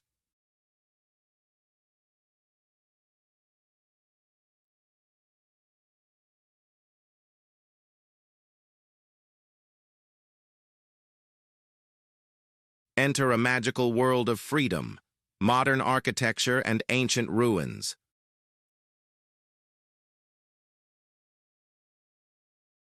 From where the dry sand meets the sea to the top of the mountains.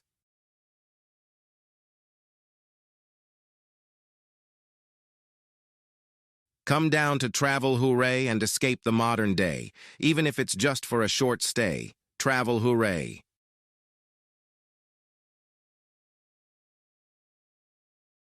And I think that looks pretty good. Okay, great. So we now have the basics of our video commercial in place on our timeline. Let's liven it up a bit by adding the soundtracks and a few sound effects appropriately with our visuals. Let's start with where the characters are dancing in front of London and Paris. So let's drag the audio clip named nightlife.wav onto the timeline from the media pool. The next step is to line up this music clip with the clip where the characters are dancing.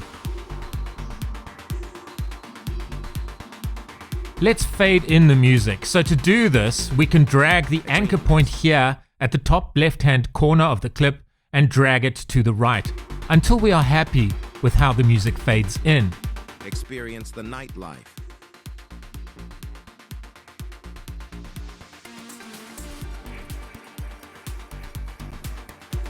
Experience the best restaurants. Experience your digital nomad dreams. Experience the nightlife. And that seems about right, so by the time the characters are dancing, the music is at its peak volume. Experience different cultures.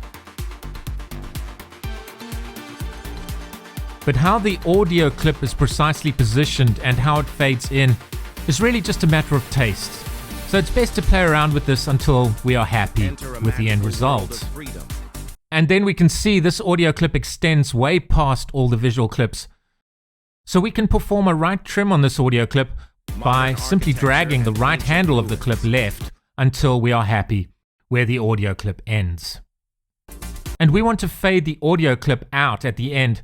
So we can do this by dragging the anchor point positioned at the top right-hand corner of the clip to the left until we are happy with how the audio clip fades out.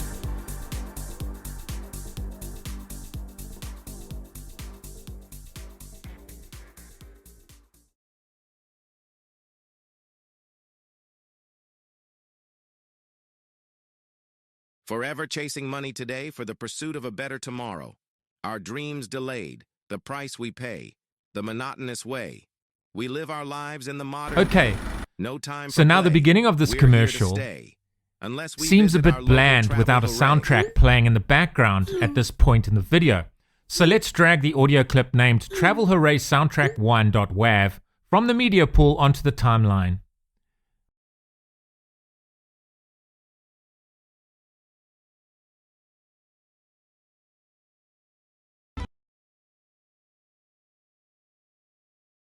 We want this soundtrack to play from the beginning of the timeline, so let's position the audio track appropriately. Forever chasing money today for the pursuit of a better tomorrow. Our dreams delayed, the price we pay, the monotonous way. We live our lives in the modern day. No time for play. We're here to stay. Unless we visit our local TravelHooray.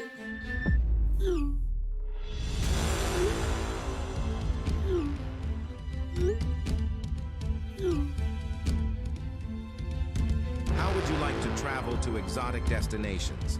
You can get to know the creatures of the African jungle, or experience the ancient Egyptian pyramids, experience the modern cities of the world, but this time from the outside looking in. Experience the best restaurants, experience your digital nomad dreams, experience the nightlife.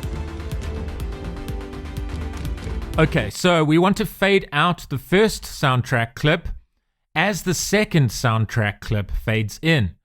So let's trim the first clip that plays from the beginning by dragging the right handle of the clip left. Then let's fade the clip out by dragging the anchor point positioned at the top right-hand corner of this clip to the left. Experience the ancient Egyptian pyramids. Experience the modern cities of the world, but this time from the outside looking in. Experience the best restaurants. Experience your digital nomad dreams. Experience the nightlife. And I think that works. Great. Experience different cultures. So the volume for the first audio track is a little bit overwhelming and is drowning out the narrator a bit. So let's select the first audio clip and then invoke the inspector panel. Let's turn down the volume a bit using the volume slider control here. For play, we're here to stay. Unless we visit our local TravelHooray. And let's actually turn it up just a little bit until we are happy. So really, as is the case with a lot of editing, it's a case of playing around until we are reasonably satisfied with the end result. It's not an exact science. You can get to know the creatures of the It does, of African course, jungle, involve or science, experience but it's the also a ancient creative Egyptian process. pyramids. Experience the modern cities of the world, but this time from the outside looking in. Experience the best restaurants. Experience your digital nomad dreams. Experience the nightlife.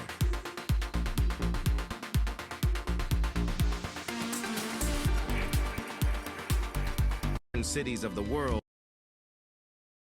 So let's apply this whooshing or sweeping effect that I think goes well with the relevant zoom visual effect, where the clip depicting your digital nomad dreams transitions into the next clip, which is where the characters are dancing. So let's drag the audio clip named sweep.wav onto the timeline and position it where the zoom effect occurs on the digital nomad dreams clip. Your digital nomad dream. Cities of the world, but this time from the outside looking in. Experience the best restaurants. Experience your digital nomad dreams. Experience the nightlife.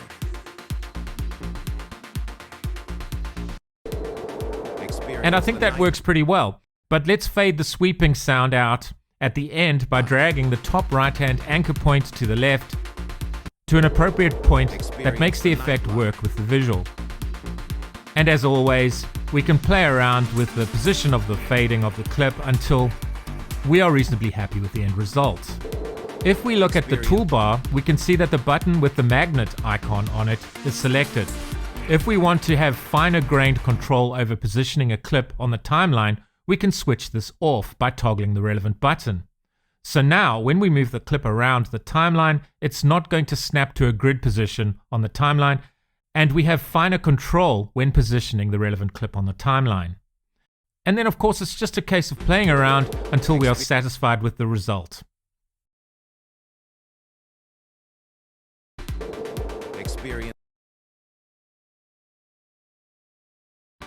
Experience the nightlife. I think that's pretty good.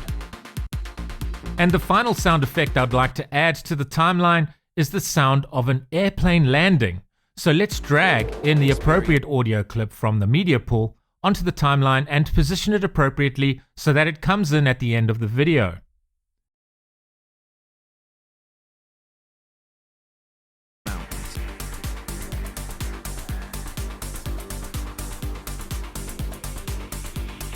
Come down to TravelHooray and escape the modern day, even if it's just for a short stay. TravelHooray.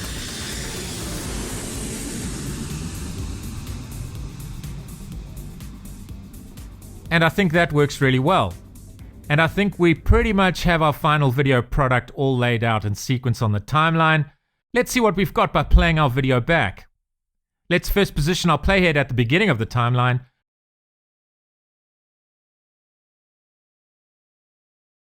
Let's press Ctrl F so that we are in full screen mode. Then let's press the play button to play our video. Forever chasing money today for the pursuit of a better tomorrow. Our dreams delayed, the price we pay, the monotonous way. We live our lives in the modern day. No time for play. We're here to stay. Unless we visit our local TravelHooray.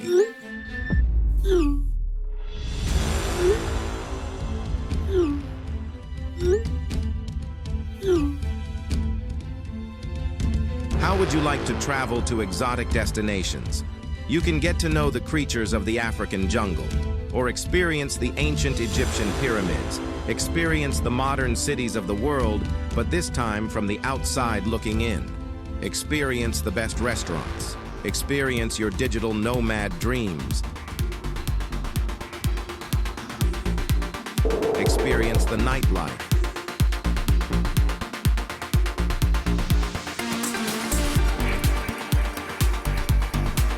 Experience different cultures.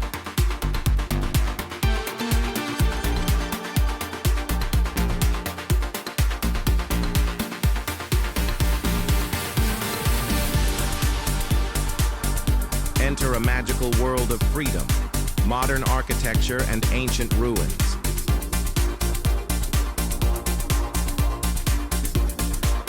From where the dry sand meets the sea to the top of the mountains.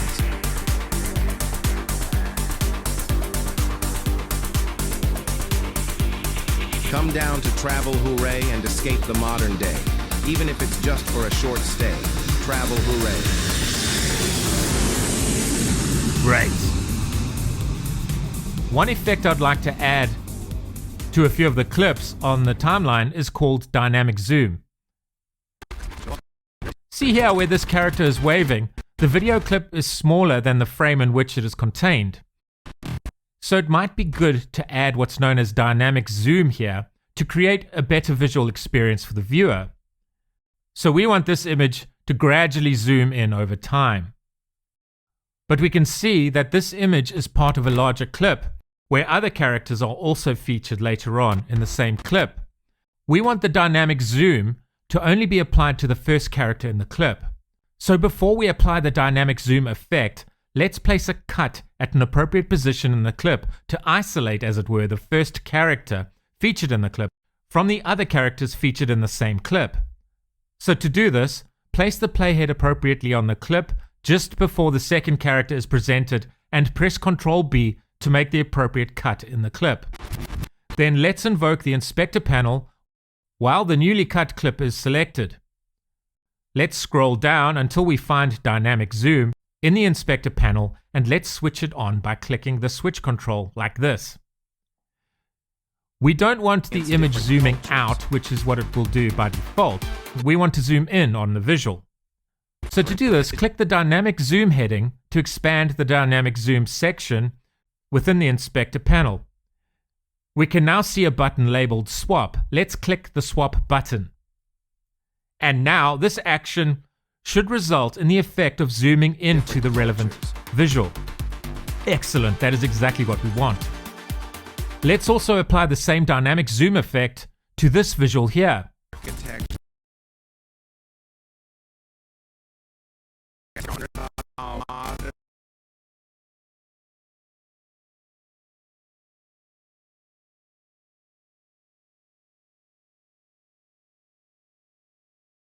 And we can select various options here, and as always, it is a case of trying things out to see what works for the video. So it is often very subjective as to what effects to include on a visual and to what degree the effect is applied to that visual.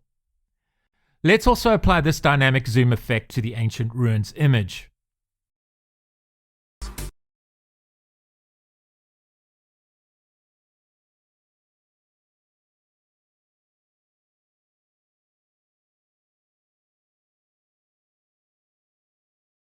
Ancient ruins. Excellent.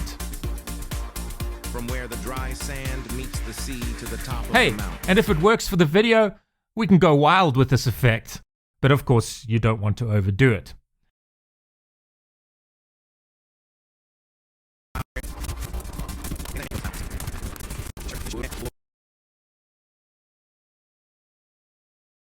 Let's play back our final video. We're chasing money today for the pursuit of a better tomorrow. Our dreams delayed, the price we pay, the monotonous way. We live our lives in the modern day. No time for play. We're here to stay. Unless we visit our local TravelHooray.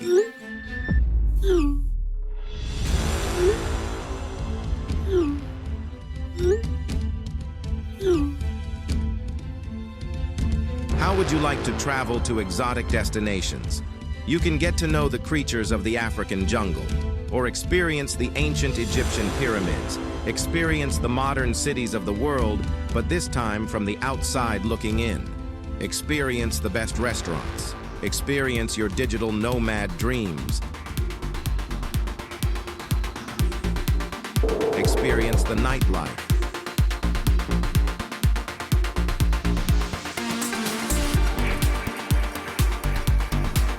Experience different cultures.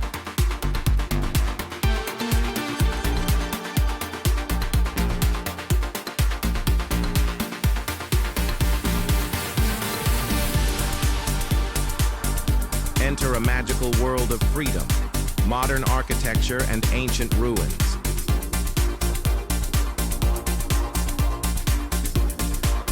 From where the dry sand meets the sea to the top of the mountains.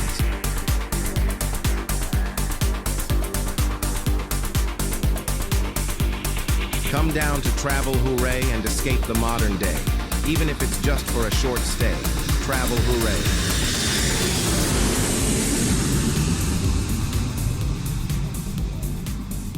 Excellent.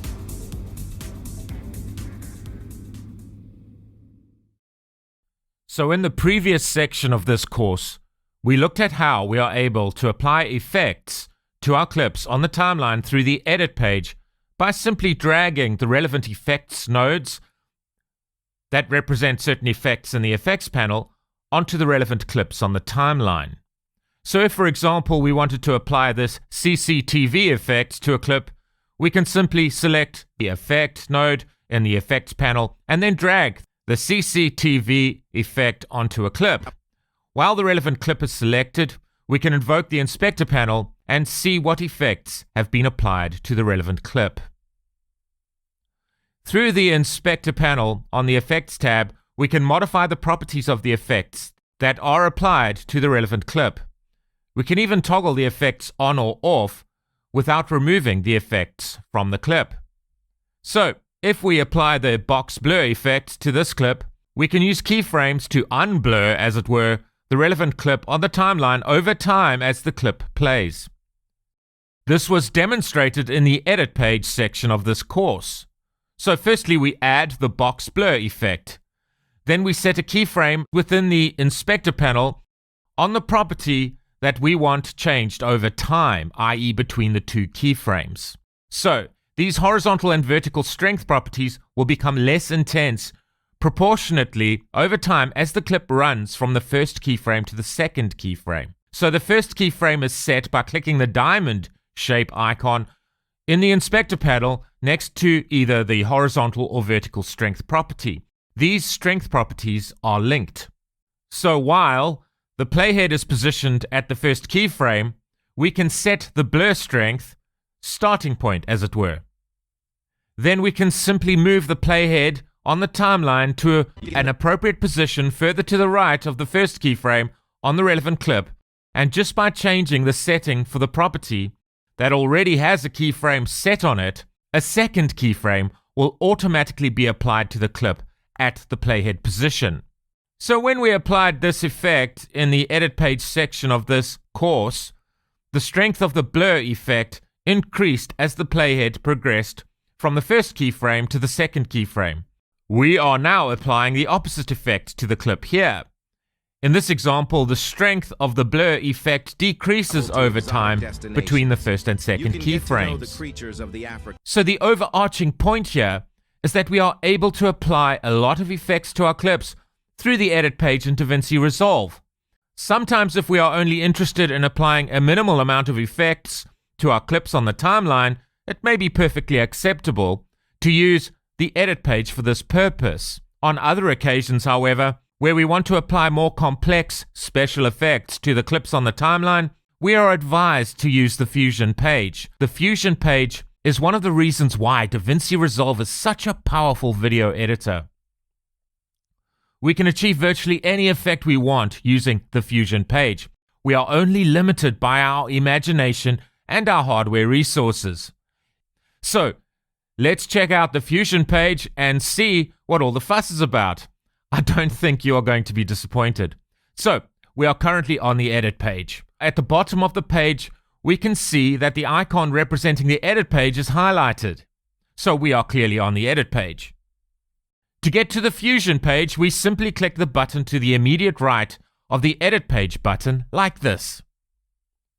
The first thing to understand is that whichever media clip is under your playhead on the timeline in the edit page at the time that you click the Fusion page button, that clip is represented on the Fusion page by the node to the left here in the nodes panel that is labeled Media in 1. We can see the Media in 1 node within the nodes panel at the bottom of the Fusion page UI. We can see an arrow that runs from the Media in 1 node to another node which is labeled Media out 1. So the arrow points from left to right, from the Media in 1 node to the Media out 1 node. This kind of alludes to how the Fusion page works. So this is a very basic nodes graph. Very simply put, the Media in 1 node can join to one or more nodes before reaching the Media out 1 node. For example, the Media in 1 node joins to an effects node like a blur effect, which can then be joined to the Media out 1 node. What this means is that the Media in 1 node represents the relevant visual clip before any effects are applied within the nodes panel of the Fusion page. The Media out 1 node represents what the clip looks like after the relevant effects have been applied. This Media out 1 node represents what the clip will look like on the timeline. So let's see what I mean by this. So if we look here, we have a toolbar positioned just above the nodes panel. On this toolbar, we have various buttons that represent commonly used functionality on the Fusion page. So for example, we can add certain effects nodes to the nodes panel through, for example, the effects panel. But for convenience, certain commonly used effects can be added to the nodes panel through this toolbar. For example, the blur effect or the fast noise effect. The fast noise effect can, for example, be used to add fog to a video clip. So firstly, let's make sure that none of the nodes represented on the nodes panel are currently selected. So we can do this by clicking an empty space within the nodes panel. So none of the nodes are now selected within the nodes panel. Then let's press the button on the toolbar that represents the blur effect. So when we press this button, a node representing the blur effect is added to the nodes panel, but currently it is not joined in any way to the other nodes, which means its presence on the nodes panel currently has no bearing or effect on the media out one node.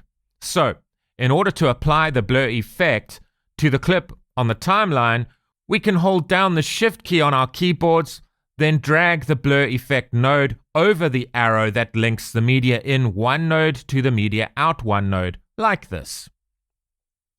We can see that while the left mouse button is pressed and we are holding down the Shift key, that the color of the arrow has changed because we have dragged the node over the arrow. Meaning that if we let go of the left mouse button at this point, we will now add the blur effect node within our nodes graph. So the blur effect is now part of the nodes graph and resides between the media in one node and the media out one node.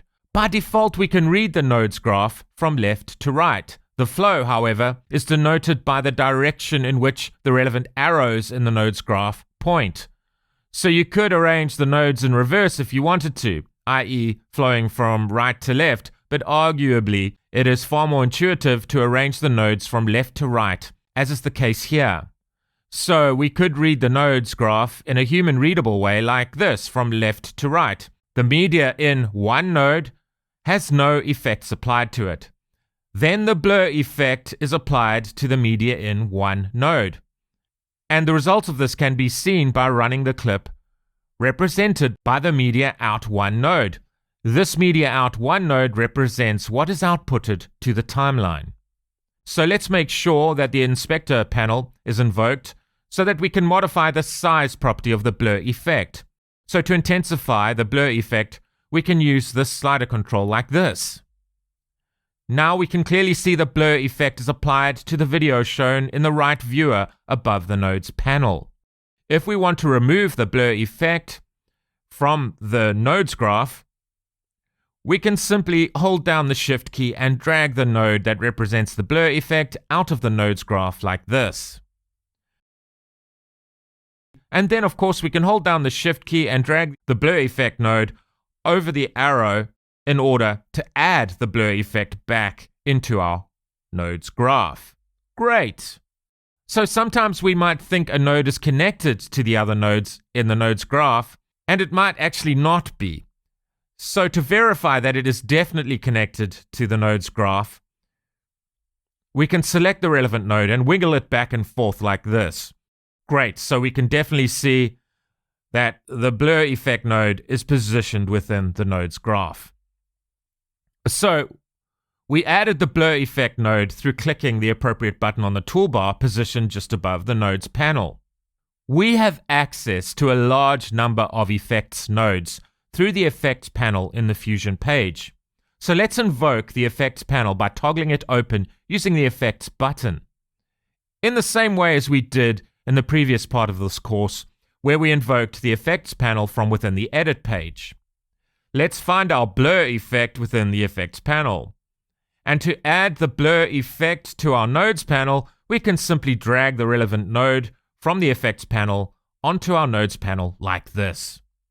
We can then drag the blur effect node between the media in one node and the media out one node to include the blur effect within our composition, i.e. within the nodes graph. So to include the blur effect within our nodes graph, we hold down the Shift key and drag the blur effect node over the arrow, and then release the left mouse button when the arrow changes color. We can of course then change the size property using the inspector panel to apply the amount of blur that we want to add to the relevant clip on the timeline. We can see the blur effect being altered in real time within the right viewer here. So in the Fusion page, we have a left viewer and a right viewer, much like we do in the Edit page. It is important to note, however, that these left and right viewers are used in different ways on the Fusion page to how their counterpart viewers are used on the Edit page. In the Fusion page, the left viewer can, for example, be used to see how the clip denoted by the media in one node looks. The right viewer can be used, for example, to show how the relevant clip on the timeline looks. We are able to see how each intermediate node positioned between the media in one node and the media out one node are affecting the clip outputted to the timeline. So it's like looking at before and after pictures, if you like. What did my clip look like before the relevant effects were applied? Or what does my clip look like after a particular node has affected the original clip? And what does my clip look like after the relevant nodes in the nodes graph are applied? We can choose which viewer we want to display, for example, the before visuals as it were, and which viewer we want to display, for example, the after visuals as it were. At the moment, our left viewer displays the visuals represented by the media in one node, and our right viewer displays the visuals represented by the media out one node. So the left viewer displays the visuals before any effects are applied to the relevant clip, and the right viewer displays the visuals after the relevant effect has been applied.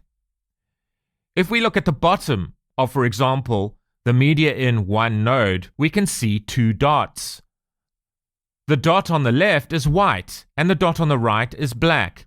This indicates that the visuals denoted by the media in one node are being outputted to the left viewer. We could change this by clicking the black dot on the media in one node, in which case the right dot would turn white, meaning that the visuals denoted by the media in one node would display in the right viewer. All of the nodes on the nodes panel have these two dots. So this gives us the ability to choose which viewer we want to display the visuals at a given point within our nodes graph. So we can see the progression of our nodes graph at any point within the nodes graph if we like. These dots appear at the bottom of each of the nodes in the nodes panel. So this gives us the ability to see how each stage in our nodes graph looks in comparison to, for example, a previous stage in our nodes graph. At the moment, we have our nodes configured where we can see what the original clip looked like before the blur effect is applied in the left viewer, and we can see how the visuals look after the blur effect has been applied in the right viewer. This is denoted by the left dot being set to white on the node that represents the media in one node, and the right dot being set to white on the node that represents the media out one node. So we are able to configure these settings at will using these dots on any of the nodes represented within our nodes graph. Note, you may have more than two dots available to you on each node if, for example, you're aligning out to an external monitor. And now we can use our keyframes to change the intensity of the blur effect in a similar way as we did when we applied the blur effect to the clip on the edit page. So to do this, we can firstly invoke the inspector panel while the blur node is selected in the nodes graph. Let's place the playhead at the beginning of the clip by dragging the red vertical line that represents the playhead to the beginning of the timeline. Then we can modify the size property using the slider control until we are happy with the intensity of the blur effect. Then we can click the diamond-shaped icon next to the size property to add our first keyframe to the clip. We can then move this red vertical line positioned just below our viewers to the right, i.e. to a frame on the clip that is displayed later in the clip. This is the position where we want the blur intensity to stop changing. We can then modify the size property to the appropriate intensity, and this will automatically result in the second keyframe being added to the clip. So let's play our clip.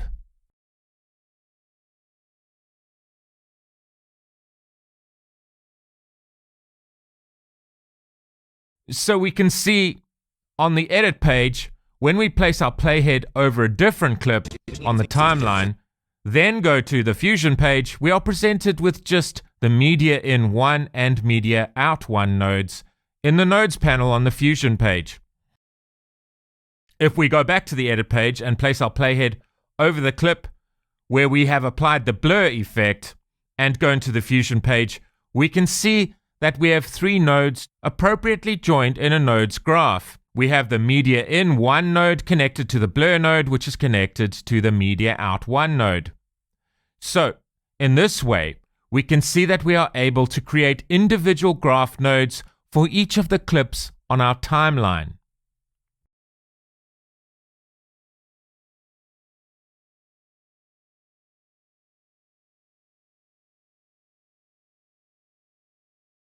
So let's look at the layout of the Fusion page. Firstly, note that we can set the UI back to its default settings by clicking the Workspace menu here and then selecting the Reset UI Layout menu option like this.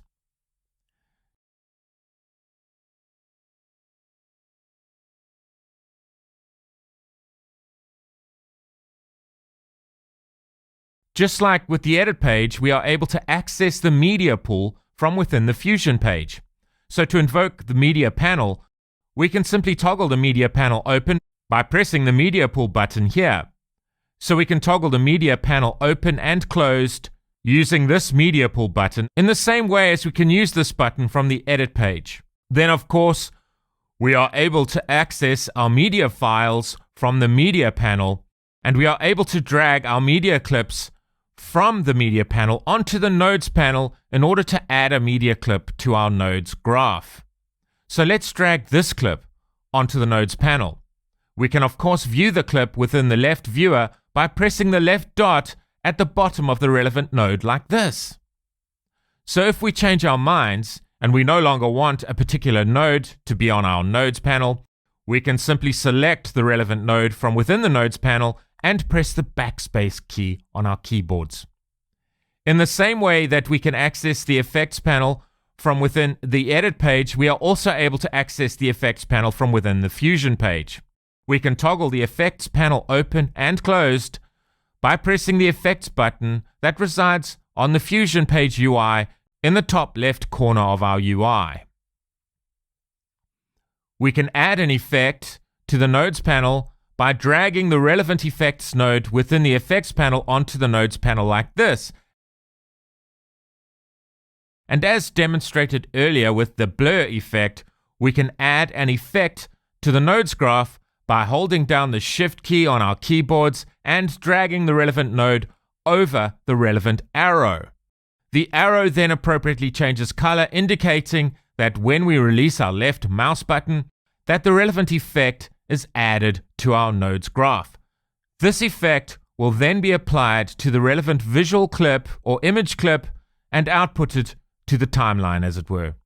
So we now have this camera shake effect applied to the relevant clip, and this effect appears on the clip when we play back what we currently have on our timeline in the Edit page.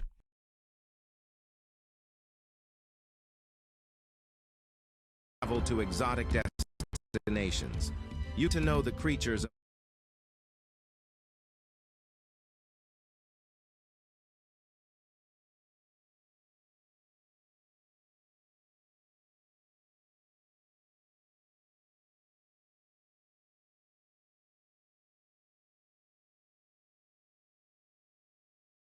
To remove the effect, we can remove the relevant effect node from our nodes graph. To do this, we can hold down the Shift key and drag the node out of its position on the nodes graph. And if we add the effect node back into our composition, we can also toggle the effect on and off using the inspector panel like this. We can of course toggle the inspector panel open or closed using the inspector button in the top right corner of the UI here. So we can toggle the camera shake effect off while the effect is present within our nodes graph by selecting the relevant node and simply by toggling this switch control on the inspector panel. We can also modify relevant properties pertaining to the relevant effect by modifying the properties of the effect using the inspector panel. So for example, we could increase the intensity of the deviation property here, and the shake becomes more extreme on the horizontal axis.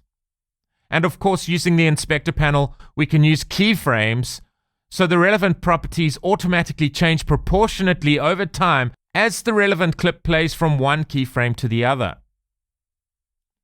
So we've already discussed that we can add effects to our clips through using the edit page. Let's compare adding effects to our clips using the edit page with adding effects to our clips using the fusion page. By doing this, we'll see why the fusion page is preferable for creating more complex effects on our clips. So, I would say where the fusion page is concerned, the keyword is composition. So we create effects on the fusion page using compositing. So where you wish to achieve a particular special effect, and a composition of effects, if you like, is required to achieve the ultimate effect you desire, the fusion page is definitely preferable to attempting to achieve the same effect using the edit page. So the key difference when applying effects using the edit page compared to when applying effects using the fusion page is that in the edit page you use layering, and using the fusion page you use compositing. Let's look at an example of this comparison. Let's say that we want to create a very simple text overlay effect on a few of our visual clips or image clips. So to achieve this using the edit page, we would invoke the effects panel by toggling the effects panel open like this. We would then look for a node that represents the style of text that we want to use for our text overlay effect. Once we find the desired text node within the effects panel, we can simply drag the relevant text node onto a layer on the timeline positioned above the clip where we want the text to appear. We can then invoke the inspector window and adjust the relevant properties. For example, the size property to modify the way the text will look over the relevant visual clip or image clip. And we can change the text itself by typing in the text into this rich text area control on the inspector panel like this. So we want Forever Chasing Money to overlay our first visual clip on the timeline. And note how we can see our text overlay changing in real time in the timeline viewer as we type. And we can refine the position of where we want our text overlay to appear in our video by appropriately dragging the text into place on the timeline.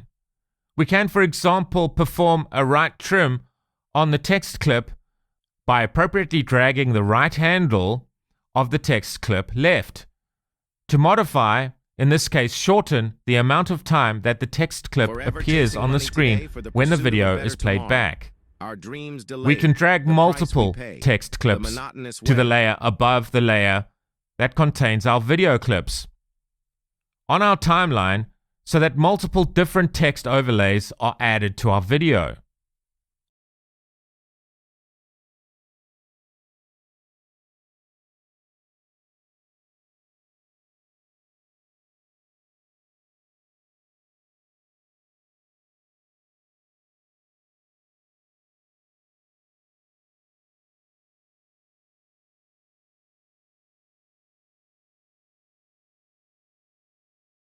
Forever chasing money today for the pursuit of a better tomorrow. Our dreams delayed, the price we pay, the monotonous way. We live our lives in the modern day. No time for play. We're here to stay. Unless we visit our local TravelHooray.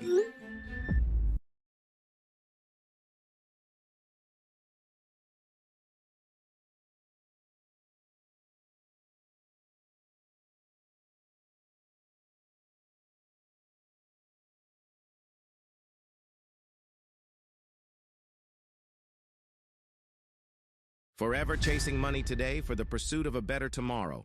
Our dreams delayed, the price we pay, the monotonous way. We live our lives in the modern day. No time for play. We're here to stay. Unless we visit our local TravelHooray.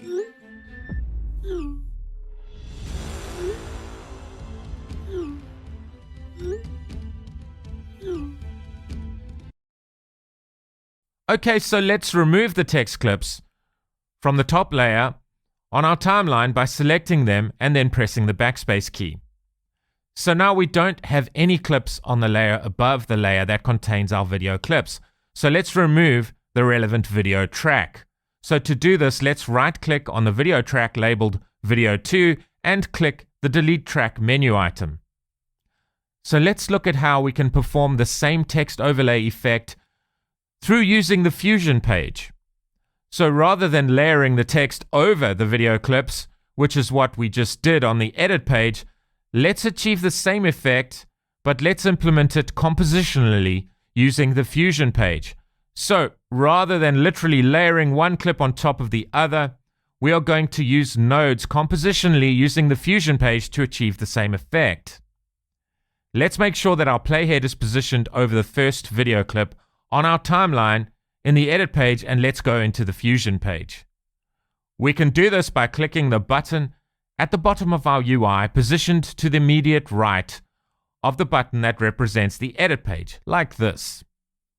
So now the Media In 1 node represents the first clip on our timeline before any effects have been applied, and the Media Out 1 node represents what is outputted to the timeline, as it were.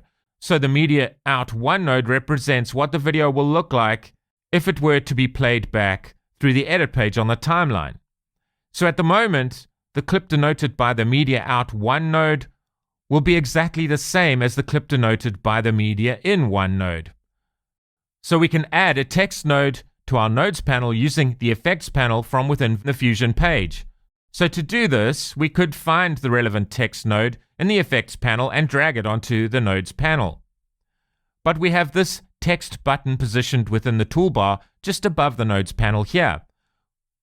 We can add a text node to our nodes panel by pressing this button. So let's undo the last action by pressing Ctrl-Z on our keyboard. So because I had the Media In 1 node selected, it automatically added the text node into our nodes graph. Let's rather add the text node into our nodes graph manually. So let's make sure none of the nodes on the nodes panel are selected. We can do this by clicking an empty space within the nodes panel. We can then either press the text button here, or we can drag the button onto an empty space on the nodes panel like this. So to create the effect of overlaying text represented by this node over the Media In 1 node, we can drag the white square positioned on the right of the text node here onto the white square positioned on the right of the Media In 1 node like this. And we can see that a new node has automatically been added to the nodes graph. The new node is named Merge 1. So there are 4 basic types of nodes that we can use from within the Fusion page. The first type of node is an image node. So for example, the Media In 1 node here is an image node, and the text node is also an image node. So even though the text node can be accessed from the effects panel, text nodes are essentially image nodes in the context of the Fusion page. So to position an image node over another image node, in this case the text node over the Media In 1 node, we need to appropriately include an intermediate node in our nodes graph, known as a merge node. So this type of node is what's known as a merge node. A merge node allows us to position one image node or one image clip over another image clip when using the Fusion page. So the 4 basic types of nodes that we can use on the Fusion page are image nodes, merge nodes, effects nodes, and mask nodes. We have already implemented an example of where an effects node was used within our nodes graph to blur the original clip. We'll discuss mask nodes a little bit later, but let's first understand image nodes and merge nodes. So the edit page is less abstract than the Fusion page, if you like. In the edit page, to layer text over an image clip, we simply drag a text node to a layer above the relevant image clip on the timeline. In the Fusion page, we achieve this effect using compositing rather than layering. So we need an intermediate node known as a merge node when using the Fusion page to layer one image over another image, or to merge one image with another image. You may think that intuitively that to layer the text over the media in one clip, you would just drag the text node onto the arrow that joins the media in one node to the media out one node. No, in order to overlay one image clip on top of another image clip, you need to do this through the use of an intermediate merge node like this. So the rule of thumb is image nodes get put through effects nodes in order to apply a specific effect to an image clip. So you can drag an effects node onto the nodes graph that can be joined directly between the media in one node and the media out one node. And of course, you don't need an intermediate merge node to join the blur node between the media in one node and the media out one node. Earlier, when we applied the blur effect using Fusion, we included the blur effects node directly between the media in one node and the media out one node. So you put an image node through an effects node, if you like. Of course, you don't put an image clip through another image clip. No, you merge the two together. So this is why you need the merge node to merge one image clip with another image clip. So in order to overlay a text node, which is an image node, over another image clip, for example, the image clip represented by the media in one node using Fusion, a merge node must be appropriately used to accomplish this effect compositionally. Okay, so let's go to the edit page and place our playhead over the clip where we wish to apply the text overlay that contains the text monotony.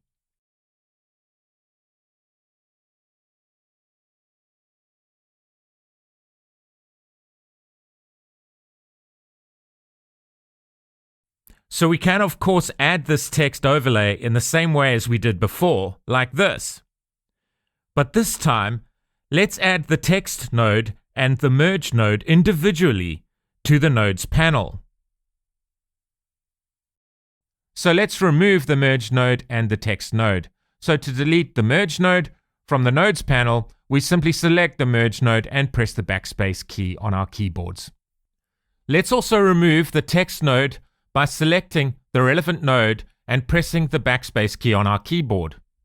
So previously, in order to overlay a text clip over the video clip, we dragged the white square positioned on the right of the text node and dragged it over the white square positioned to the right of the media in one node. This resulted in the merge node being appropriately added into our nodes graph. We can also add a merge node to our nodes panel manually by pressing the relevant toolbar button here. Let's first add the text node using this toolbar button. We don't want this node to be automatically added into our nodes graph, so let's first click an empty space within the nodes panel to make sure none of the other nodes are selected. Then let's click the text button. Great.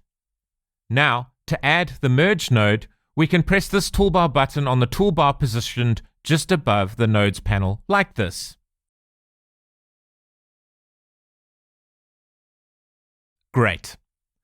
So to create the overlay effect, let's firstly hold down our Shift key and drag the merge node over the arrow that connects the media in one node to the media out one node, like this.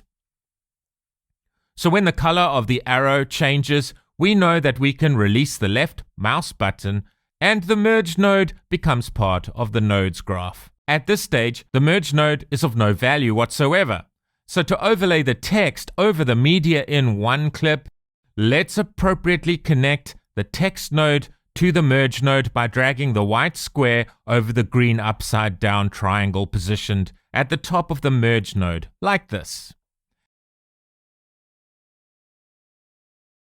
And if we use the inspector panel to add text to our text node, like this, we can see that the right viewer reflects the overall effect achieved through our nodes graph. We can drag the text into a desired position directly on the right viewer like this. We can of course use the inspector panel to change the properties of our text. For example, the font of the text, the size of the text, character spacing, etc.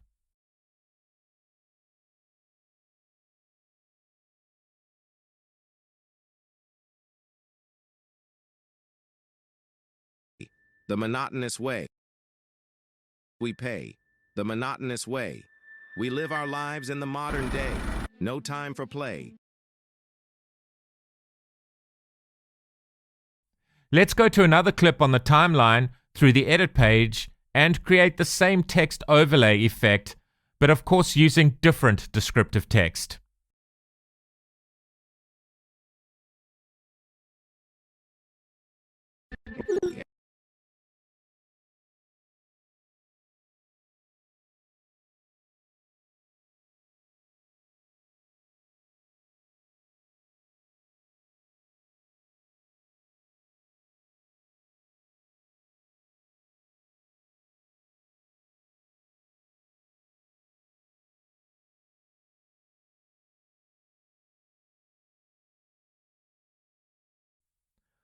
So in this TravelHooray clip, I'm going to keyframe the size property so that the text only appears at keyframe number 111.0.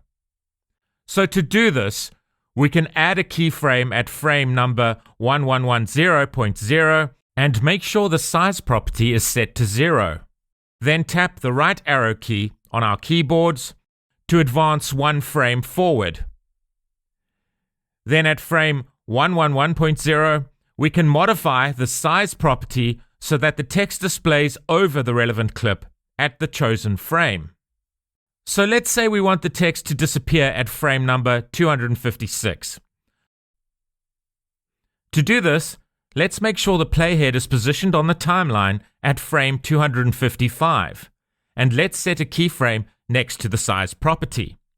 Then let's tap the right arrow key on our keyboards once, and at keyframe 256, let's set the size property to 0, in which case a keyframe will automatically be added at frame 256, where the size property will be set to 0, resulting in the relevant text disappearing. So let's play back our video to see our text overlay effects in action. Forever chasing money today for the pursuit of a better tomorrow. Our dreams delayed. The price we pay, the monotonous way. We live our lives in the modern day. No time for play. We're here to stay. Unless we visit our local TravelHooray.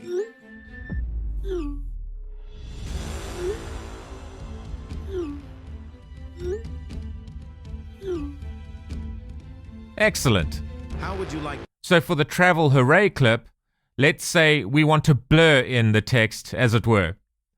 Let's first click an empty space within the nodes panel to make sure that none of the nodes are selected, and let's press this button on the toolbar positioned just above the nodes panel to add a blur effects node to the nodes panel like this. So remember our rule of thumb when it comes to adding effects to image nodes using the Fusion page. Image nodes are put through effects nodes. So to blur our text, we hold down the Shift key and drag the text node between the text node and the merge node like this. So for this effect, we are going to use keyframes to unblur the text over time. So let's find the starting point for the first frame where we want the unblurring effect to start. We can scrub to the frame where we want our effect to start using this red vertical line positioned just below the video viewers. Note that you can see the number of the frame in this text box positioned over here. So we are now at frame number 111.0. We can now click the diamond-shaped icon next to the size property here to set our first keyframe. So let's modify the size of the blur appropriately so the text is barely visible because it is so blurry. Let's scrub to the position where we want to set our next keyframe. So let's say we want the unblurring to stop at frame 135.0 here. And let's set the blur size property to a value of 0. So at this point, we want our text to be 100% clear. And now when we play back the clip, we can see that our text goes from extremely blurry to 100% clear. Excellent. How would you like to travel?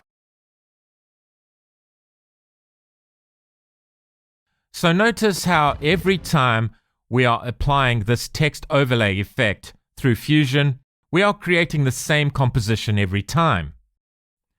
Let's remove the text overlay effects from the 3 relevant clips like this through the Fusion page. We can create a Fusion composition clip, which will allow us to create the basic text overlay effect once, and then we can reuse the base effect, if you like, in multiple places on the timeline. As you'll see, we'll also be able to further customize each instance of the Fusion composition clip on the timeline through the Fusion page without affecting the other instances of the Fusion composition clip that have been added to the timeline. Don't worry if this isn't clear at the moment.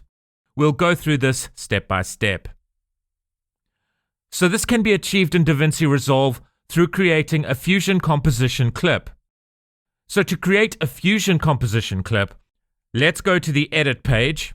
Within the Media panel, let's right-click the bin where we want our Fusion composition clip to reside, and then let's select the New Fusion Composition menu option.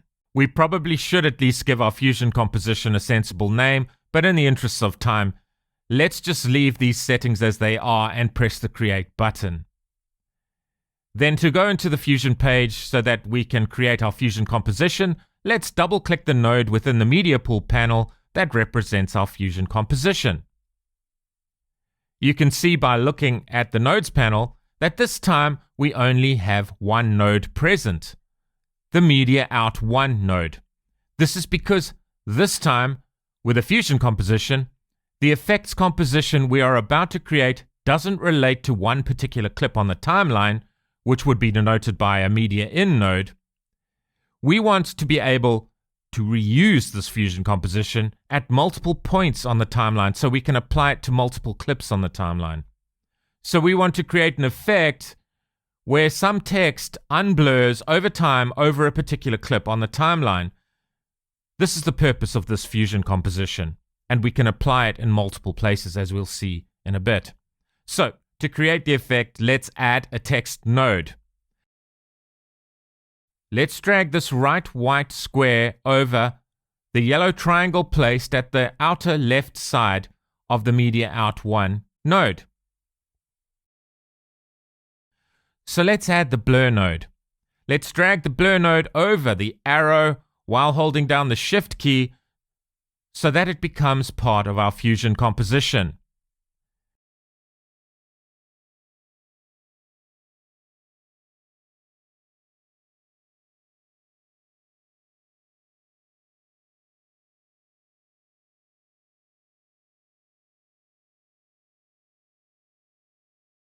Then let's use keyframes to unblur the text proportionately over time.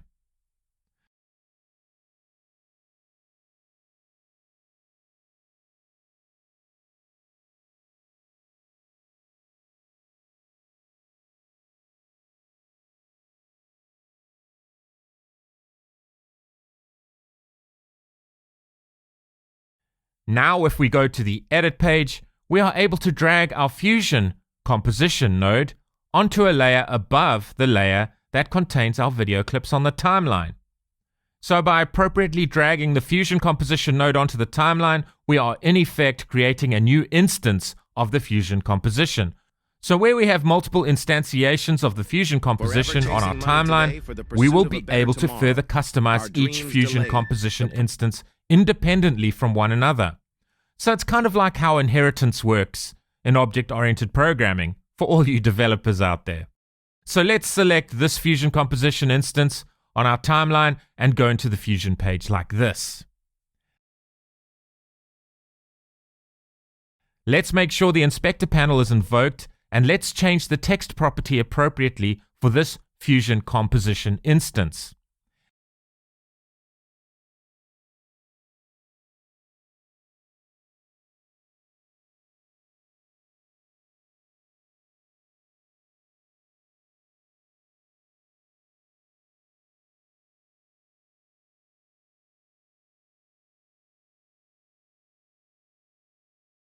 Forever chasing money today for the pursuit of a better tomorrow. Our dreams delayed. The price we...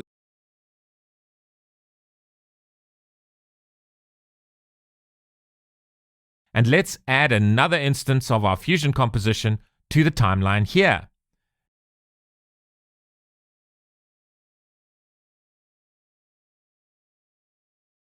pay. The monotonous way. We live our... Let's add appropriate text for this fusion composition instance, like this. Let's also position the text at the top right corner of the right viewer. So let's play our video back by going to the edit page, and let's place the playhead at the beginning of the timeline, and let's press the play button.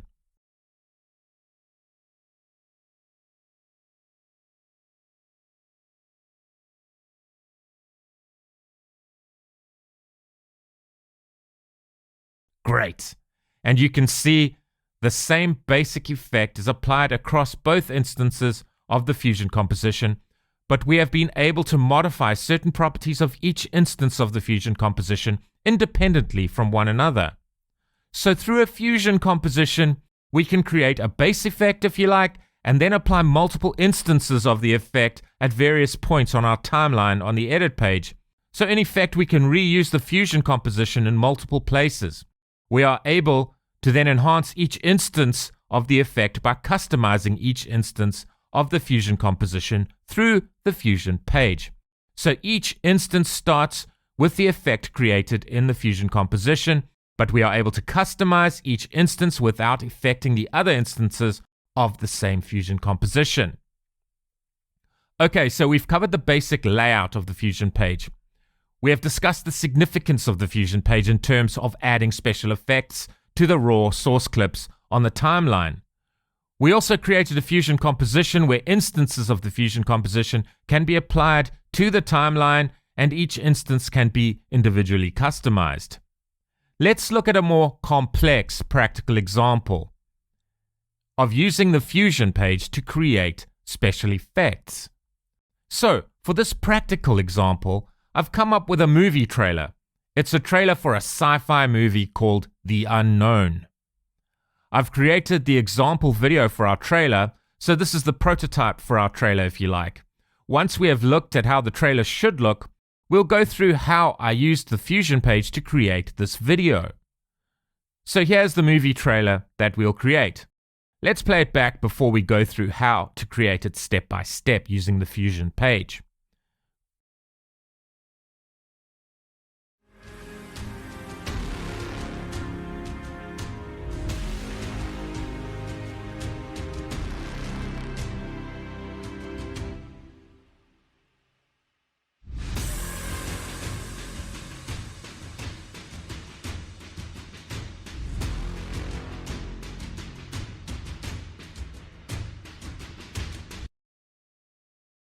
Great, so let's go through the creation of this movie trailer example step by step. Let's start by creating a new timeline. So we are currently in the edit page. Let's right click on an empty space within an appropriate bin within the media pool panel. Let's select the timelines menu option and then create new timeline. Let's keep all the default project settings for this timeline and press the create button. So I've got this video clip here within one of my bins, and I've named it Unknown 9. This is free stock footage that I downloaded from Pixabay. If you are not familiar with Pixabay, it is a website where you can download free stock images and videos, and you are able to use these images and videos as part of your own video compositions. I've made this stock video footage available to you to download from my Google Drive. So please feel free to download this clip from this URL. So this stock footage is simply a camera panning through a vast city landscape. So it kind of makes the viewer feel as though the viewer is slowly flying through the buildings of the large city depicted in the stock footage. We are going to turn this basic stock footage into the basis for a sci-fi movie. So before we go through the creation of the effects step by step, let's look at the finished fusion composition, i.e. the nodes graph. that we'll apply to the plain stock footage that we have just seen. So here, I'm just going to open the timeline where I've created the movie trailer, the prototype, the creation of which we'll go through step by step. Our playhead is placed over the clip in the timeline within the edit page. Then to view the relevant nodes graph, let's press the button that represents the Fusion page positioned at the bottom of the DaVinci Resolve UI. When compared to the last example we looked at using the Fusion page, we have quite a large number of nodes connected together within the nodes panel. We are able to zoom in and out of the various parts of the composition by holding down the Alt key on our keyboards and scrolling forward on the middle mouse button wheel to zoom in. To zoom out, you hold down the Alt key and scroll your middle mouse button wheel in reverse. Note that we have this visualizer positioned in the top right corner of the nodes panel, where we are able to see the entire composition in this miniature visualizer, and the rectangle denotes the nodes that are currently visible to us on the nodes panel. So, if we press the left dot positioned at the bottom of the Media in 1 node, we can see the footage before any effects have been applied within the left video viewer. So this is the plain stock footage downloaded from Pixabay. If we press the right dot positioned at the bottom of the Media out 1 node, we can see the footage that includes all the effects that have been applied in order to create the SciFi trailer. So let's play back our video, and we can see the before and after footage. So our left viewer is the raw stock video footage, if you like, and in the right viewer, the final SciFi movie trailer is displayed. So as the camera pans through the city, the title "The Unknown" reveals itself from behind one of the buildings, in sync with the motion of the camera slowly zooming in through the buildings, if you like. We have a weird elliptical blue object appearing in the sky and slowly getting larger and brighter. So to create a Blade Runner type effect, I pinned a video, just stock footage that I thought suited the theme, pinned as it were to one of the buildings, and the relevant video footage is played in a loop. Notice how the video sticks, as it were, to the relevant building. The atmosphere gets darker as the video progresses and the unknown object gets brighter. This is done for dramatic effect. So let's go back to our new timeline, and we'll now create the effects for our movie trailer step by step. Let's start by dragging the clip named Unknown 9 from the media pool panel onto the timeline, and we want it positioned right at the beginning of the timeline. This clip has an audio clip attached to it, and we don't need this. So let's delete the audio clip by firstly making sure the audio clip is no longer linked to the video clip. So to do this, let's select our video clip and then press the button on our toolbar that contains the link icon. So we are toggling this link button off, as it were, to decouple the audio from the video. Then we can select the audio clip on its own, as it were, and press the backspace key on our keyboards to delete the audio clip.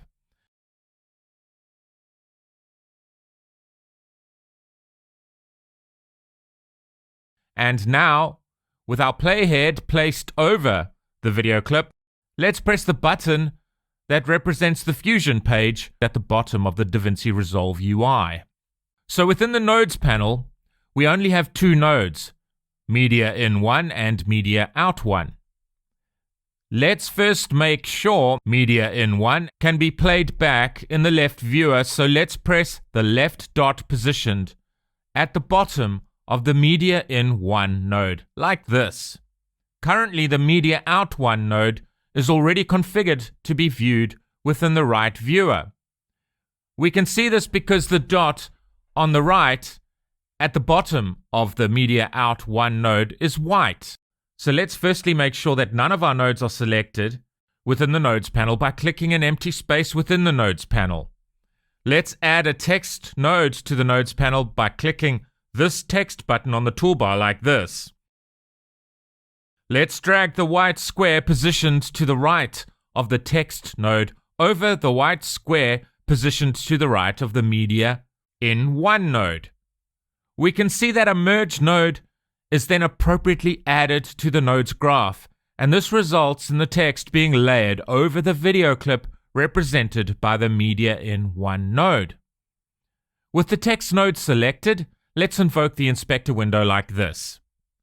Within the text field, let's type the text that we want layered over the media in one video clip.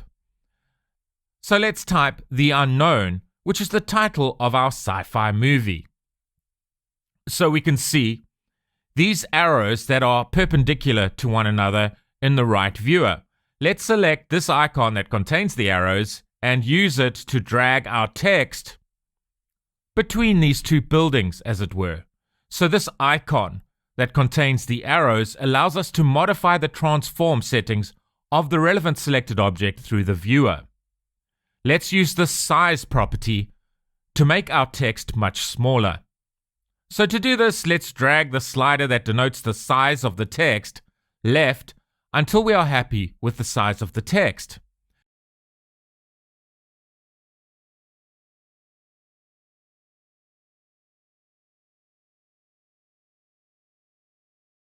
Then let's use the two arrows icon, if you like, to position the text so that the un part of the text is positioned over the left building here.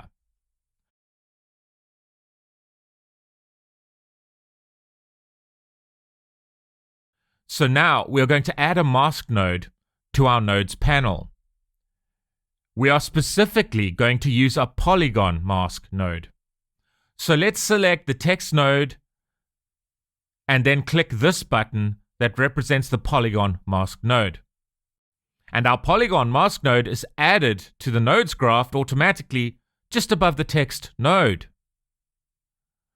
We can then detach our mask node, if we so choose, by dragging this arrow away from the text node like this.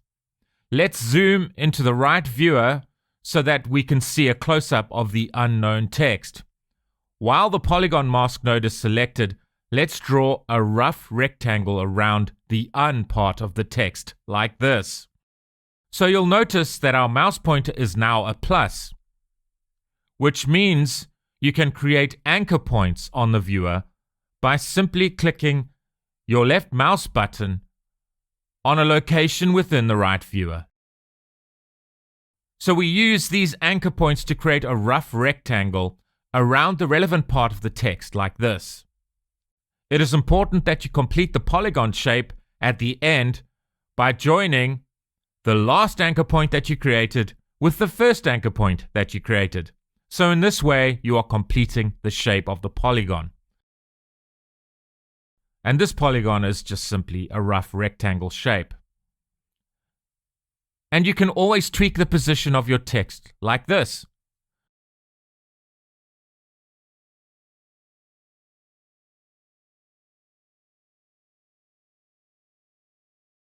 We can also tweak the position of the anchor points of our mask like this. So we want this part of the mask to be as close to the right edge of the building as possible. And we can zoom out a bit to get a slightly broader perspective. Now drag the square positioned to the right of the Polygon mask node over the blue triangle positioned to the left of the text node, like this. Great, and now you can see the un part of the text shown. So the known part of the text is masked out. It is invisible. We actually want the inverse of this to be true, where known is displayed and the un part of the text is masked out. So the mask will create the illusion that the un part of the text is behind the relevant building. So make sure the mask polygon node is selected and the inspector panel is invoked. Then check the checkbox labeled invert within the inspector panel. Excellent. So now the word known is visible and the un part of the text is masked out. So it is very important to note that the anchor points of the Polygon mask node are already keyframed, which means they will automatically animate if we adjust their positions at various keyframes within the video clip. So literally, if you move to another frame of the clip and change the position of an anchor point of the mask, an appropriate keyframe will be added. So DaVinci Resolve will move the anchor point proportionately over time when the clip is played back from the position of the relevant anchor point at the first keyframe, so at the beginning of the clip, to the second keyframe. So to create the effect that we want, the motion of our mask anchor points don't necessarily have to sync up 100% with the motion of the buildings moving closer to the camera, as it were. We only need our anchor points to move in a way that convinces the audience of our video that the unknown text is gradually being revealed from behind the building. We are able to navigate to each frame within the video by using the left and right arrow keys on our keyboards. So for example, firstly, make sure that the Media Out 1 node is selected, and then if we are on the first frame in our video clip and we press the right arrow key on our keyboards, this will navigate us to the second frame. If we press the right arrow key again on our keyboards, we are navigated to the third frame of our clip, and so on. So if we are currently on the third frame and we press the left arrow key on our keyboards, we are navigated to the second frame, and so on. Please note that you can see the current frame number of the clip by looking at this indicator here. So we are currently on frame number 0.0. If we place this red vertical line further to the right on this timeline here, we can now see that the frame number is 180.0. So this frame is just an estimate of where I'd like to make my first modifications to the anchor points that are masking out the relevant text. So the objective is to place the anchor points at the right edge of the relevant building at various frame positions on the timeline, ultimately to create the desired illusion of the text gradually revealing itself from behind the building. So let's use our mouse pointer to select a position further right on the timeline like this, and let's perform the same action.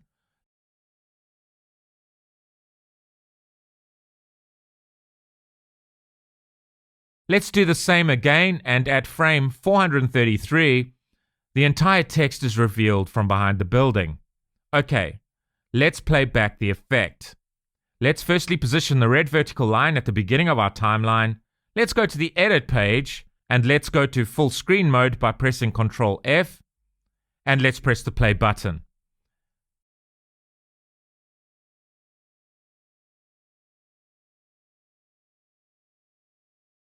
And that's not too bad, but it's not all that convincing at certain frames. For example, the U and the E can clearly be seen over the building. They kind of look like they are coming out of the building rather than emerging from behind the building. And this is not the desired effect that we are trying to achieve. We want the text to slowly emerge from behind the building. So DaVinci Resolve makes this issue very easy to resolve. All we need to do to resolve this is go back to the Fusion page, and we are able to navigate to intermediate frames. When I say intermediate frames, I mean frames where we didn't manually adjust the relevant anchor points of the mask of the video, and make sure that our mask anchor points are positioned appropriately, i.e. that the right anchor points of the mask rectangle are positioned at the right edge of the building. Remember, the anchor points of the Polygon mask are automatically keyframed, so DaVinci Resolve will automatically proportionately move the relevant anchor points from one keyframe to the next as the clip is played back. Basically, it is often a matter of trial and error before you get this right. You have the power within the Fusion page to navigate to any frame within the clip and make the adjustments you need using the mask anchor points. DaVinci Resolve handles the rest for you. So for this effect, it's a case of appropriately modifying the anchor points at various frames until the desired illusion is achieved.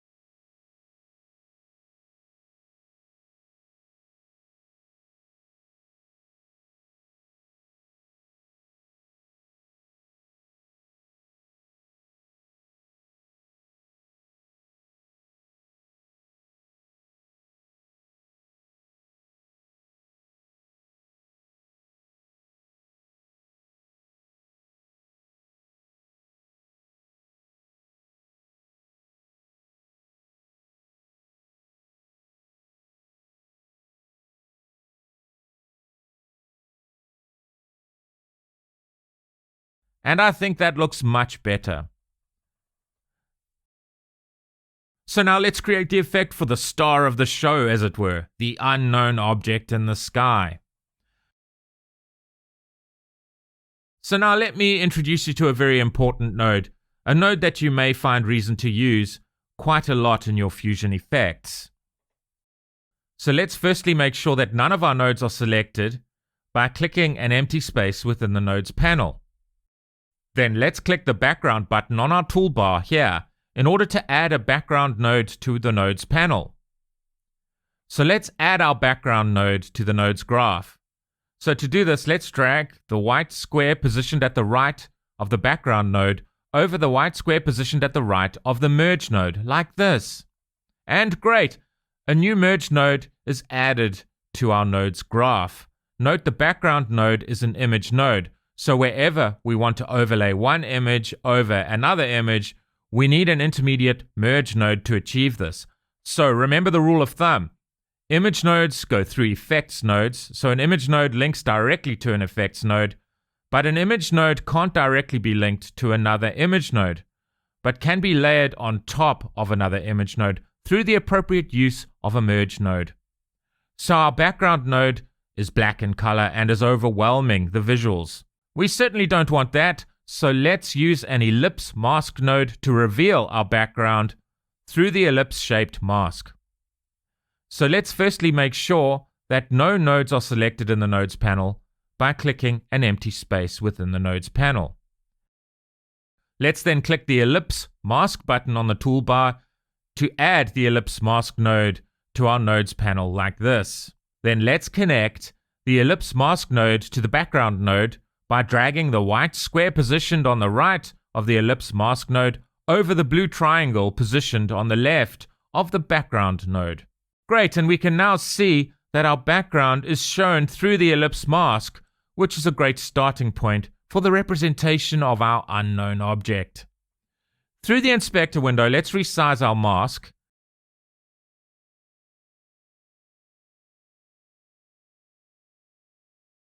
So we are in effect resizing our unknown object. Let's roughly position our unknown object for now like this. Let's select the background node and change its color using the color picker to a blue color.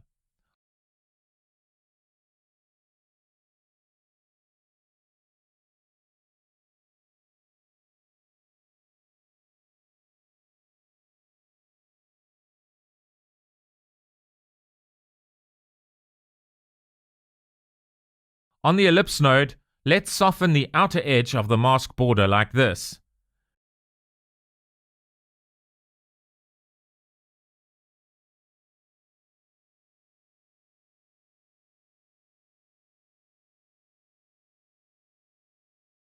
Let's animate the height of the ellipse mask.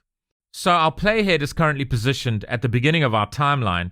Let's modify the height like this. The unknown object's height will start at 0 at frame 0. And let's position the red vertical line, our playhead, appropriately on the timeline, perhaps here. And let's modify the height property so that in the movie trailer, the unknown object appears and then grows over time. Let's add in a keyframe at this point. Then let's move the red vertical line a little bit further right on the timeline. And at this position, let's say we want a dramatic change to occur with regards to the height property of the unknown object to this point on the timeline, where we are more dramatically modifying the height property of the unknown object.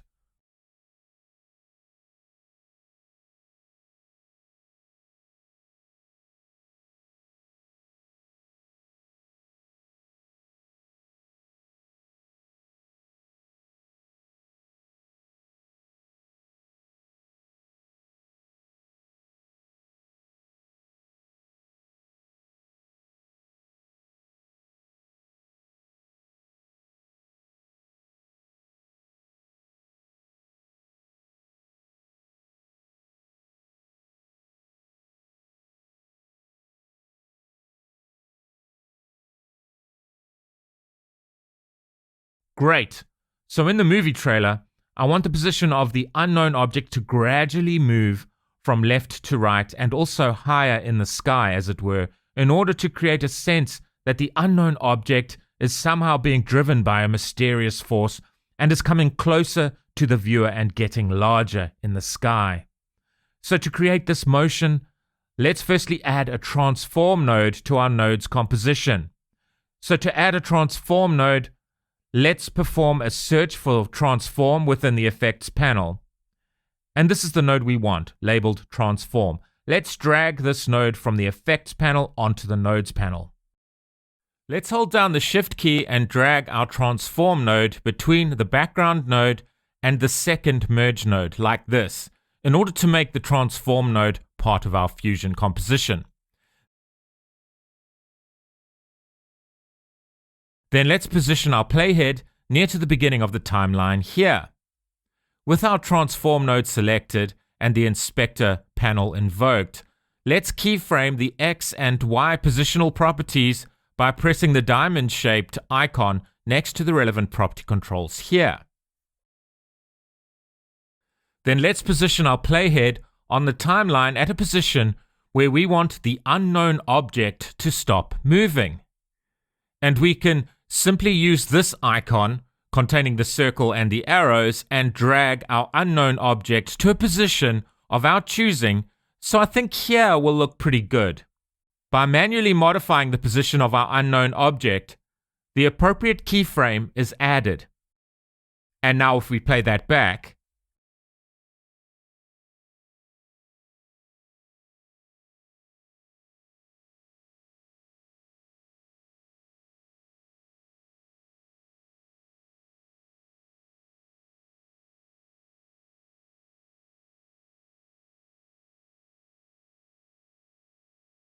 great, I think that works. So at the end of this motion, I want a dramatic change in brightness to occur for the unknown object. So I found that lowering the alpha property over a short span of time created the desired dramatic effect for me. Remember, this isn't an exact science, this is a creative process. So please feel free to play around with various effects. It's a lot of fun, and you'll also learn a tremendous amount by just having a play. So to create this dramatic effect, let's position the playhead here on the timeline. Let's then add a keyframe to the alpha property by clicking the diamond-shaped icon next to the alpha property like this. Then let's move our playhead to this position on the timeline. Let's then dramatically lower the value for the alpha property. This action will add our second keyframe at the point where the red vertical line or playhead is positioned on the timeline, so at frame 380. So let's play that back.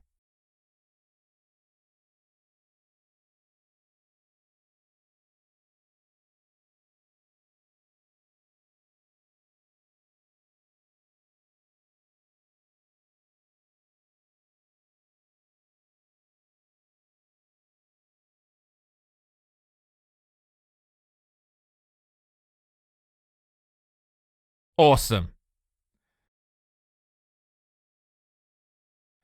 Okay, so now let's create the Blade Runner type effect and pin, as it were, a video containing stock footage to one of the buildings.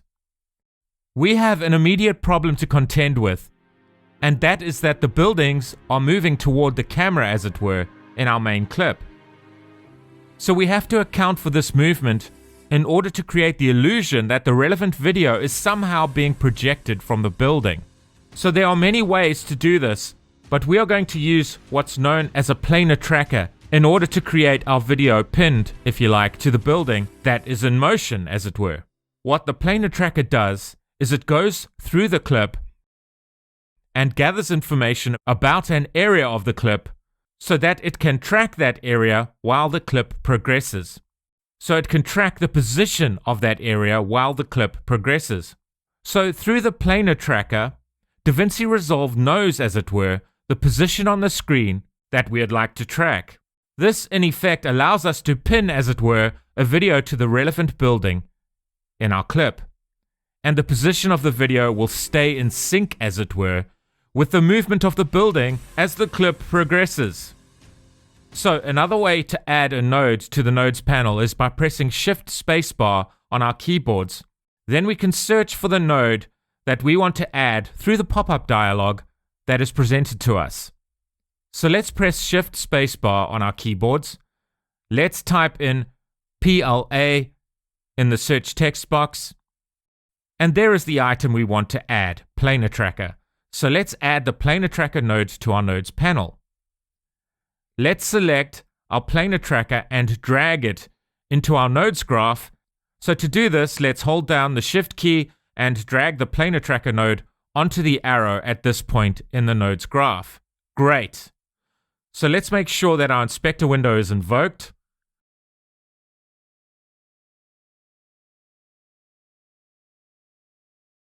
And let's modify the tracker drop-down selection from point to hybrid point/area.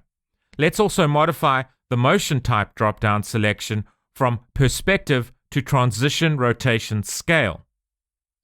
So let's draw a square or rectangle on the building, which is the area that we want DaVinci Resolve to track. So this denotes the area that we want DaVinci Resolve to track while the clip plays through. So to do this, we need to add anchor points in a rough square shape on the relevant building in the same way that we added the anchor points for our mask node earlier in this course. So the operation mode selection dropdown must be set to track here. Then let's make sure that the vertical red line or the playhead is positioned at the beginning of our timeline. So we need to set the starting point of the tracking operation by pressing this set button here. So make sure your playhead is placed at the beginning of the timeline and then press the set button here. Then to begin tracking, we press this button here. So by pressing this button, the tracking will start at this point and progress forward through the clip. And our tracking has begun. We can see that nodes are being created within the area that we marked through our anchor points on the relevant building. So DaVinci Resolve is gathering information regarding the motion of the area that we have marked during the duration of the clip.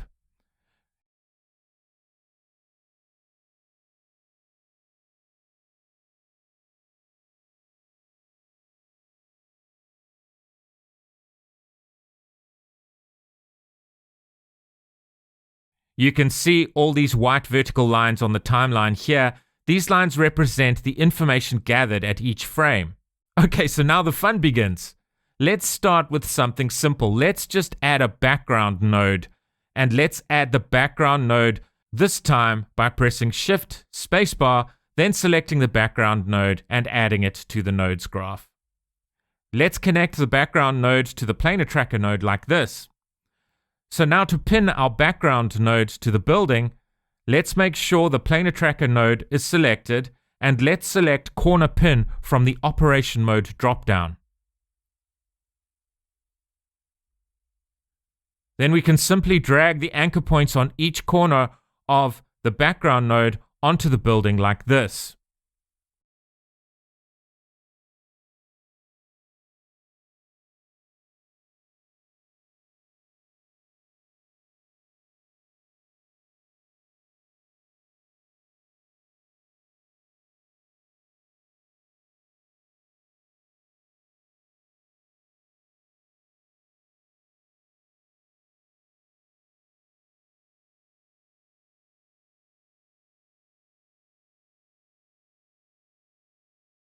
And now when we play back our clip, the background image stays pinned to the building as we play the clip through.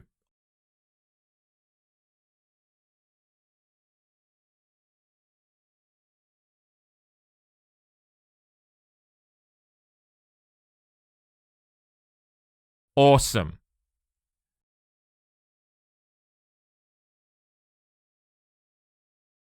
So let's change the color of the background.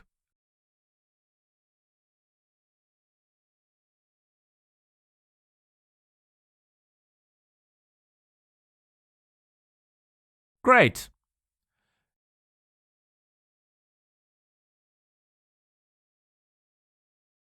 So now we can pin any visual clip to our building. So let's choose this stock footage that I downloaded from Pixabay from within our media pool. You can download this stock footage from this URL. You can use whatever video clip you want, but I've chosen this stock video that I downloaded from Pixabay. The name of this file starts with 17136 and is an MP4 type, and you can download this particular stock footage from this URL. Let's drag in the video node from the media pool onto the nodes panel. Let's detach the background node from the planar tracker node. Then let's join our video clip node to the planar tracker node like this. Let's play that back.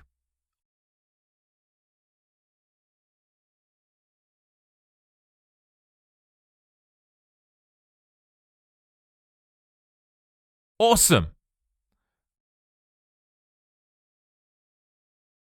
So currently, when the video clip ends, it just disappears. I think the effect looks much better if we loop the clip. So to do this, we can simply check this loop checkbox here within the inspector panel.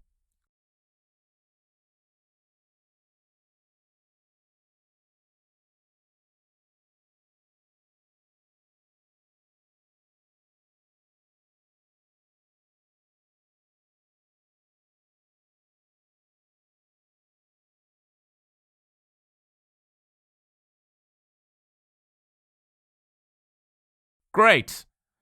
So then to make it look as though the video is kind of part of the building, that it is being projected from the building, we can change Merge Options Apply Mode setting to Overlay like this in the inspector panel.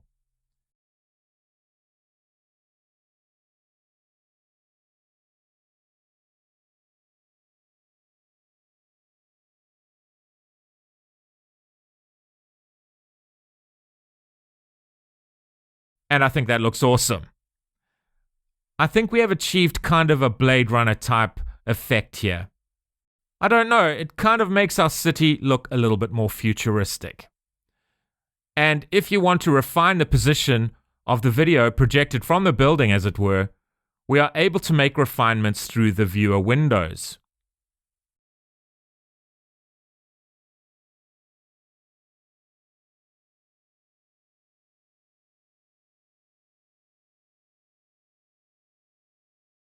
If we want to refine how the video appears even more, we could add a crop node.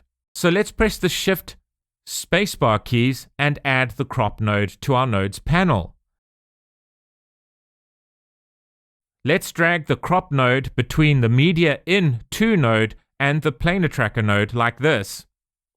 And we can now play around with these properties of the crop node within the inspector panel until we are happy with the way our video clip looks projected from the relevant building, as it were. We basically want our effect to look as convincing as possible. This is a creative process, so there is no final answer, as it were. We can just play around until we are happy with the desired illusion that has been created.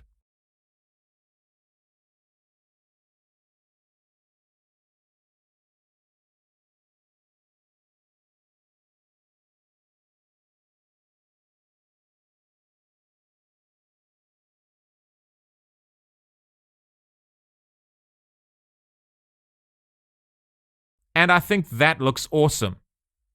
So now I want to create an effect where the city is shrouded in fog at the beginning of the clip. The fog will be tainted with a yellow or golden color. As the clip progresses and the unknown object grows larger and brighter, we want to create the illusion of our fog clearing and the atmosphere growing darker.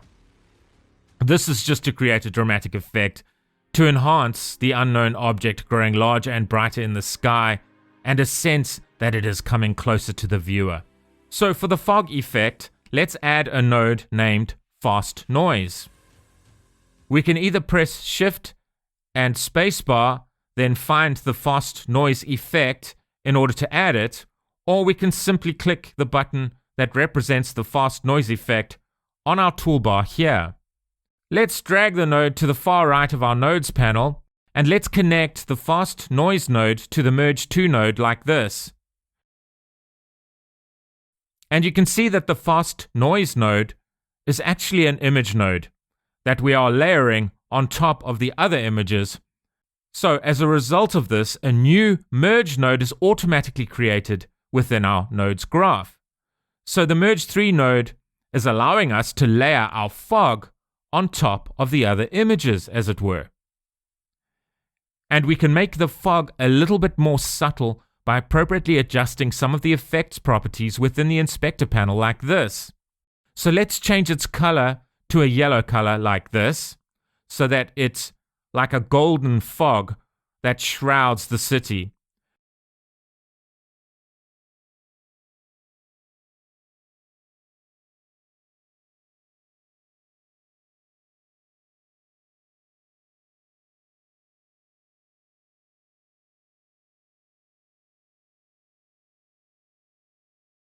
So we want this fog to clear as the clip progresses. So to create this illusion, let's keyframe the blend property here, so that it decreases in value as the clip plays.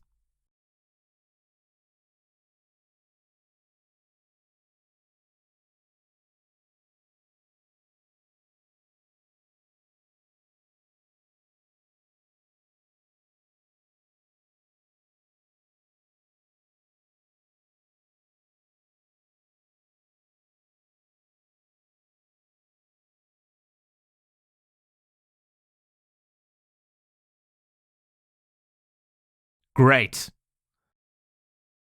And the last node I want to add to the nodes graph is called a color corrector node. So let's press Shift Spacebar and add the color corrector node like this. Let's add the color corrector node right at the beginning of the nodes graph, between the media in one node and the merge one node. So hold down the Shift key and drag the color corrector one node between the media in one node and the merge one node like this. Then let's keyframe the contrast property of the color corrector node, so that it only slightly increases as the clip progresses from beginning to end. Let's also keyframe the brightness property so that it slightly decreases in value as the clip plays from beginning to end.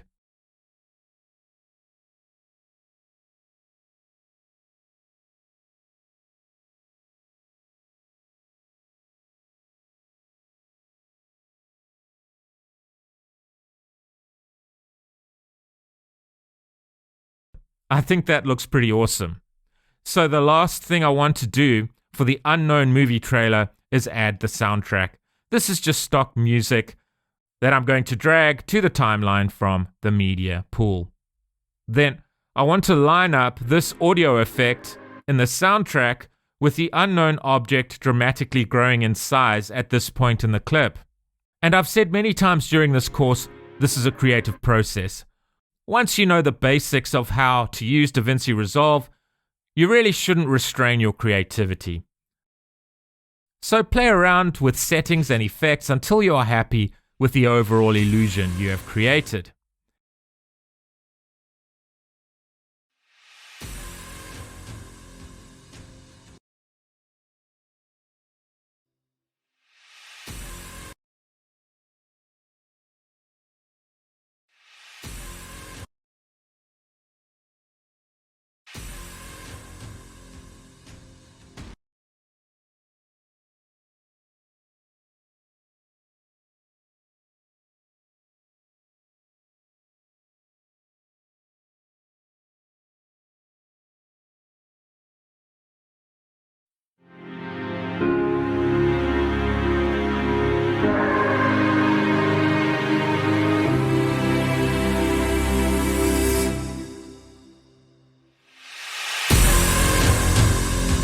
And I think that looks pretty awesome.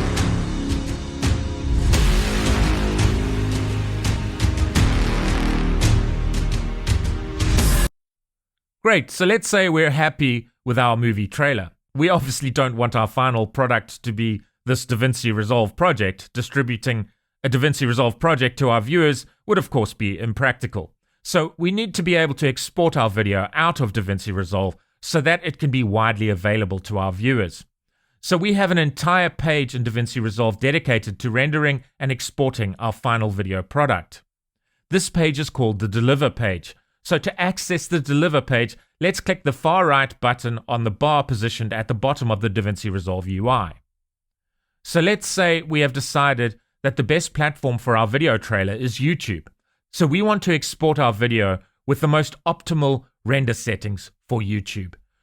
If we look at the top of the render settings panel, we can see we have a number of default render settings available to us for platforms like Vimeo, TikTok, YouTube, etc.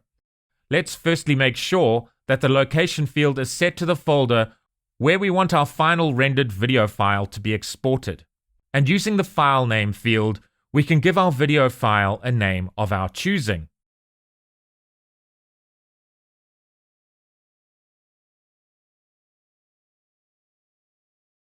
So let's select YouTube here. You can see that a number of render settings have been set by default for us. For example, the resolution field and the codec field.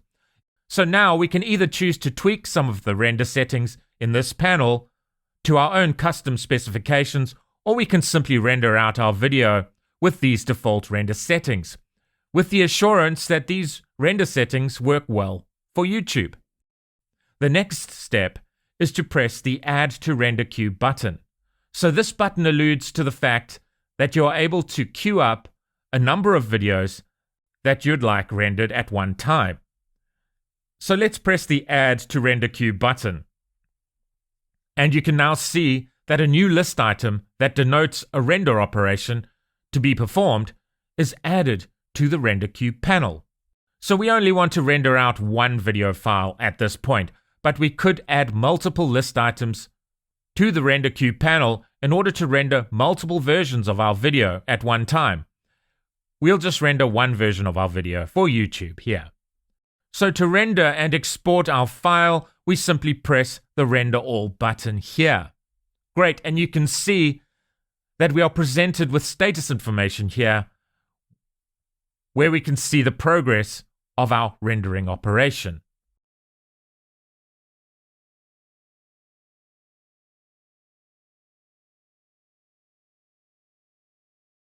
Great, and DaVinci Resolve has now finished rendering our video. So let's locate our file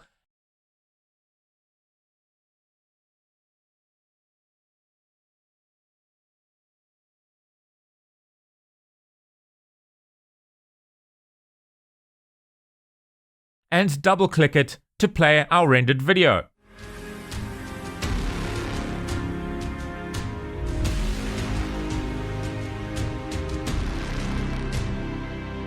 Excellent!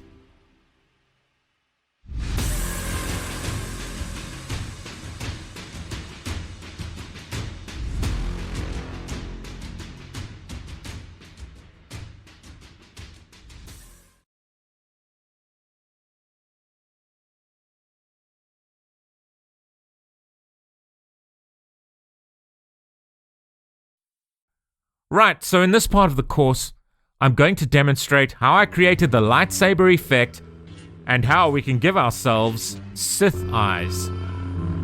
Let's play back this clip.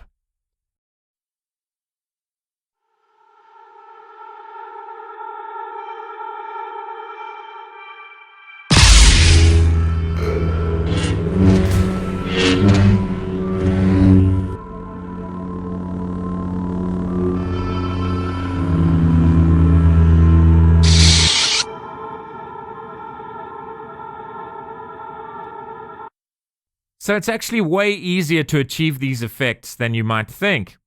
So basically, the way I was able to achieve this effect was using an old walking stick as the lightsaber. And when you see the beginning part of the clip, where the lightsaber emerges from the hilt, as it were, where I'm igniting the lightsaber, I'm actually just holding a deodorant can. So I created this illusion of a hilt with a deodorant can and made it look as though the lightsaber emerges from the deodorant can, which denotes the lightsaber being ignited. So firstly, I'm just holding a deodorant can in a fixed position for a few frames, so that I can create the lightsaber ignition effect in post-production using Fusion. I then pick up the walking stick, which is my lightsaber substitute during filming, and assume more or less the same position as when I was just holding the deodorant can. I then hold the walking stick in that position for a few frames, so that I can create the illusion of seamlessly moving from the clip where I'm igniting the lightsaber to the clip where I'm wielding the lightsaber. My advice is to walk before you can run, as it were. If you are not yet comfortable with Fusion, I would actually not worry so much about the ignition of the lightsaber effect. I would only initially create the effect of wielding the lightsaber first. Then if you want to do the lightsaber ignition effect, try this at a later stage. You'll find that none of these effects are actually that difficult to achieve, but they are quite laborious to get right. It does unfortunately mean going through each frame of the clip and shaping the anchor points of a mask around your lightsaber substitute. Remember, I used a walking stick as my lightsaber during filming. You'll see what I mean by this when we go through how to create the effect. So to begin with, I'll go through the ignition of the lightsaber effect, but as I say, you might want to skip this initially and go straight to the wielding of the lightsaber effect part of the course. But let me show you how I created the ignition of the lightsaber effect. When I filmed the raw footage for this lightsaber scene, I first posed with the deodorant can, which creates the illusion of me holding an unignited lightsaber in the lightsaber scene. I then, still while filming, picked up the walking stick, which represents the lightsaber, and posed in the same position as when I was holding the deodorant can.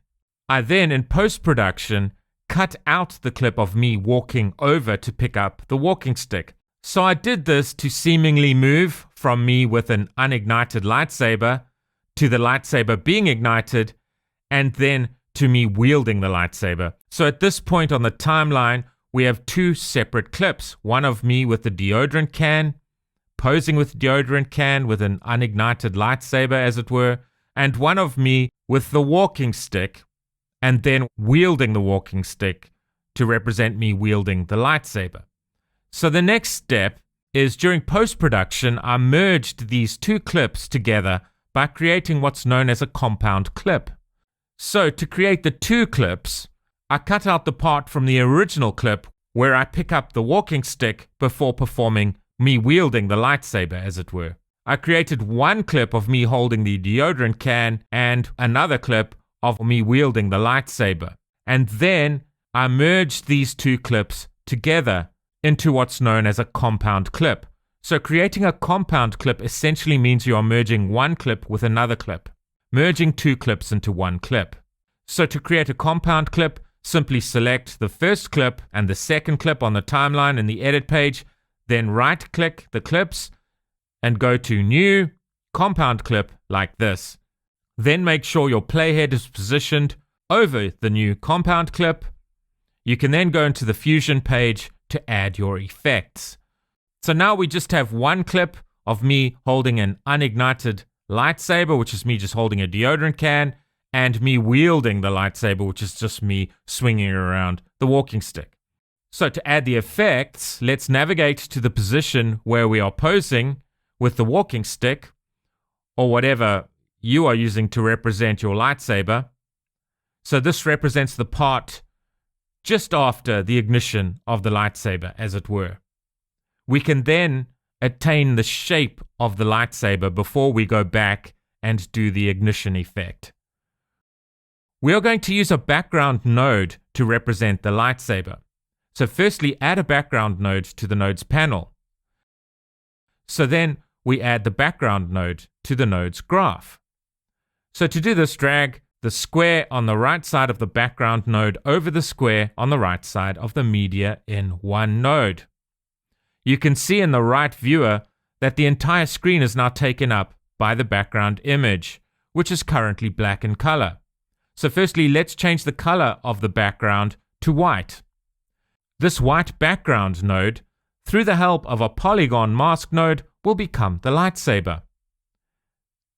A background node and a Polygon node serve as the basis for the lightsaber effect. With each frame of the clip, we simply move the anchor points of the mask so that our polygon imitates the shape of the walking stick, and we do this for each frame of the clip. So let's add the Polygon mask node to the nodes panel like this. We can either use this toolbar button to add our Polygon mask node, or we can add it by pressing Shift spacebar and then searching for the Polygon mask node, and then add it to our nodes panel. Once we have added the Polygon mask node to the nodes panel, we can attach it to the background node like this. You can see that our mouse pointer is now a plus icon on the viewer, which means we can now create our mask anchor points on one of the viewers. So let's do it on the right viewer, which is currently displaying the video outputted for the Media Out 1 node. So zoom in to the visual displayed in the right viewer by holding down the Alt key and scrolling the middle mouse button wheel forward. And you can zoom out by holding the Alt key down and scrolling backwards on your middle mouse button wheel. You can also use Ctrl+ to zoom in and Ctrl- to zoom out on your keyboard. So once you are happy with the zoom level, we can click our left mouse button to create our first mask anchor point like this. So we want to now simply trace our polygon shape around the walking stick. So to do this, let's create 3 anchor points like this at the bottom of the walking stick.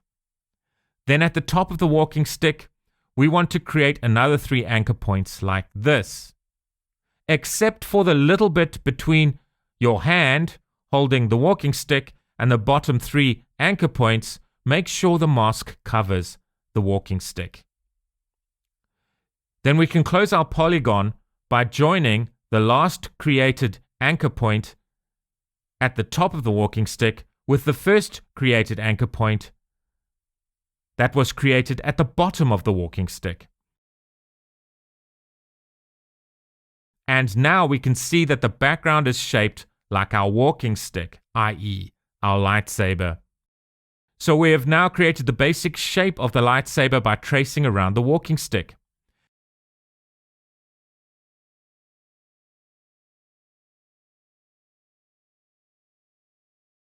Then we can go to an earlier frame on our timeline to where I'm just holding the deodorant can. Select all the anchor points and drag them onto the deodorant can like this, so it looks like the lightsaber is emerging from the deodorant can.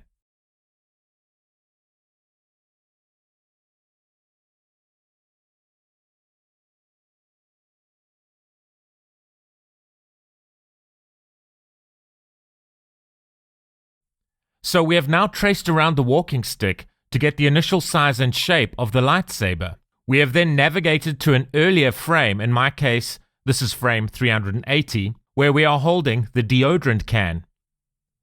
So we are now ready to create the lightsaber ignition effect. So the next step is to go to an earlier frame position, so perhaps 12 frames back from the current frame position. Depending on what you want for the lightsaber ignition speed, as it were, you may want to perhaps navigate back less frames than 12 frames. So if, for example, you navigated back by half the amount of frames, so 6 frames, the ignition of the lightsaber will be twice as fast. My current frame here is 380, so to go back 12 frames from this current frame position on the timeline, firstly select the Media Out 1 node, then tap the left arrow key 12 times.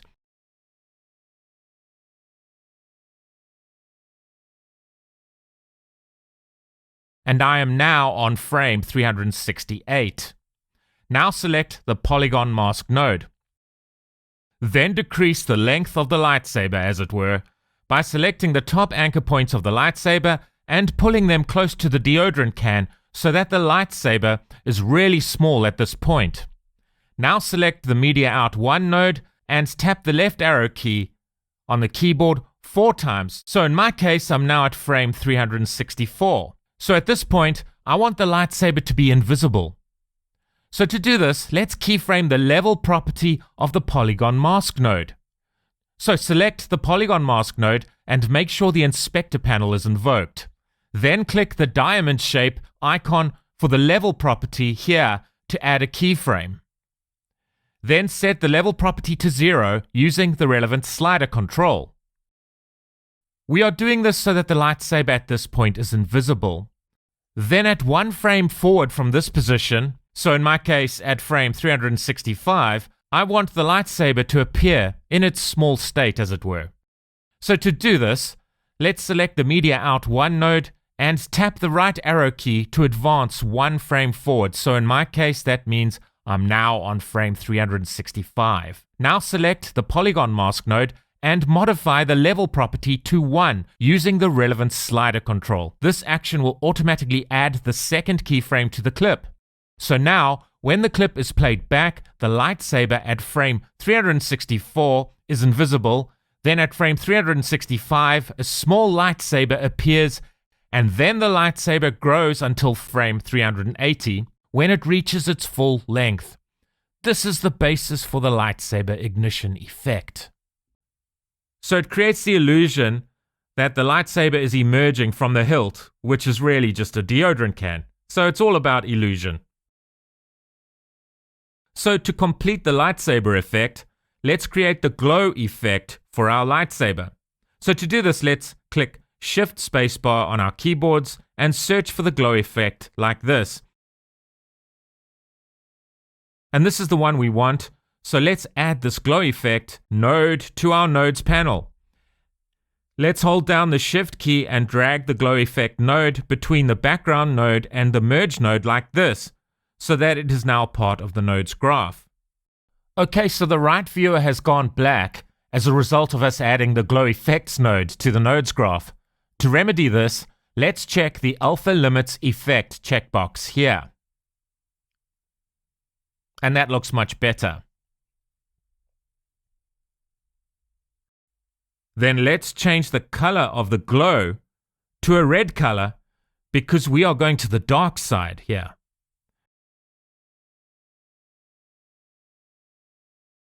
And we can play around with some of the glow effect properties until we are satisfied with our Sith Lord lightsaber glow effect. So we don't want yellow, purple, pink, or blue. We want a really evil red color.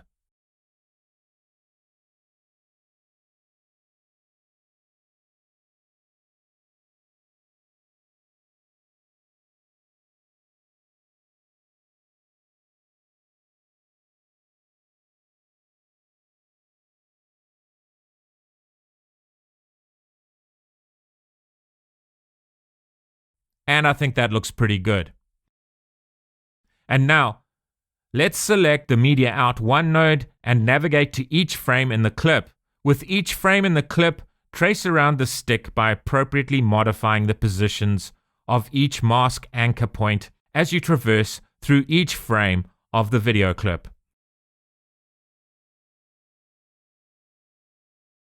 Then it's really just a case of tapping right to navigate 1 frame at a time through the video clip, and each time tracing the mask anchor points around the walking stick. Note, try to trace the points exactly as you see the stick on the screen, even when it is somewhat dysmorphic, as a result of motion blur, i.e. caused when you are wielding the stick really fast. This dysmorphia will not be noticed when the final clip is played back, because it will just look like motion blur.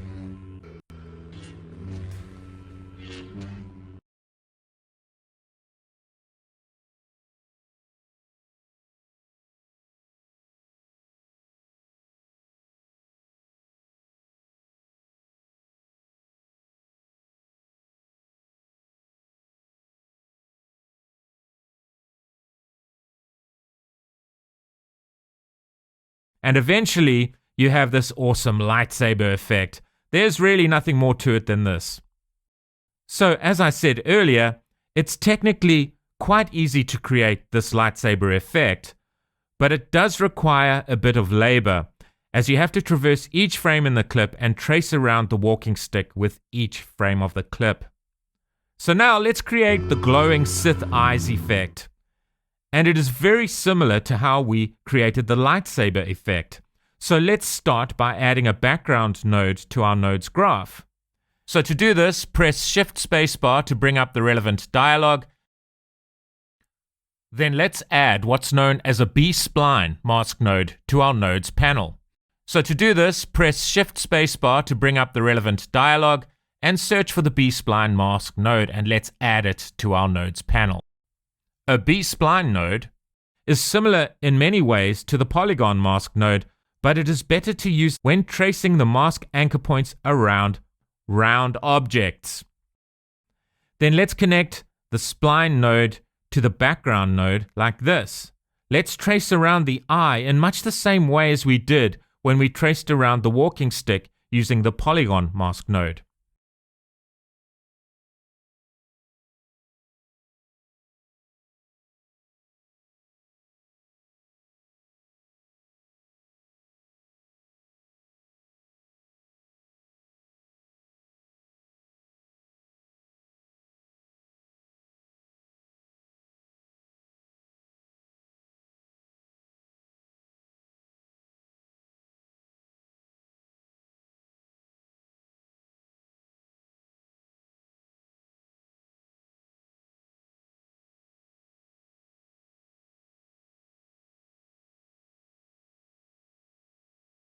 Let's change the color for our background from black to yellow, like this. Then select the Merge node and modify the Apply Mode property in the Inspector panel to Overlay. You see now that the iris of the eye is now visible, but the eye has a yellow overlay. Then you simply trace the anchor points around the shape of the eye for each of the frames where you want the effect to be present.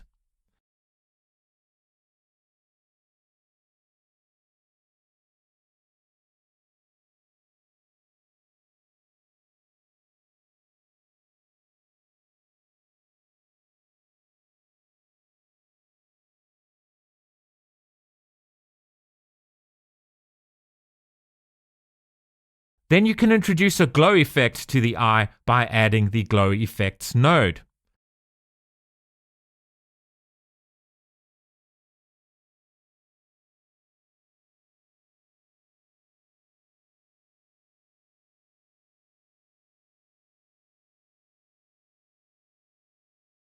Let's attach the Glow Effects node to the nodes graph here.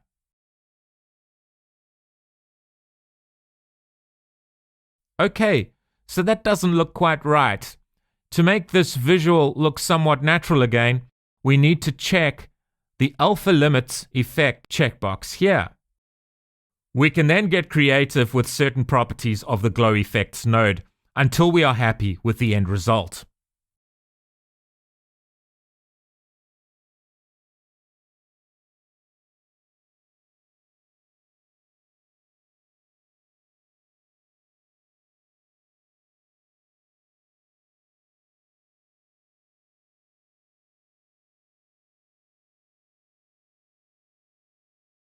When we are happy, we can create a copy of the nodes that we have created to create the desired effect on the right eye.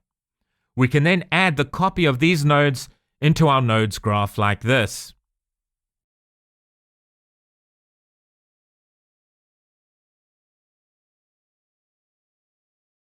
And trace the spline mask anchor points around the left eye for the frames in the clip where we want the desired effect to be present.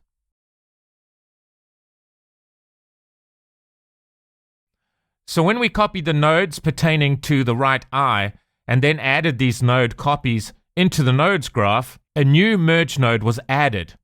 So we need to remember to change the apply mode to overlay for the newly added merge node, so that the iris of the left eye is visible and a yellow overlay is present on the left eye, rather than the eye being completely yellow.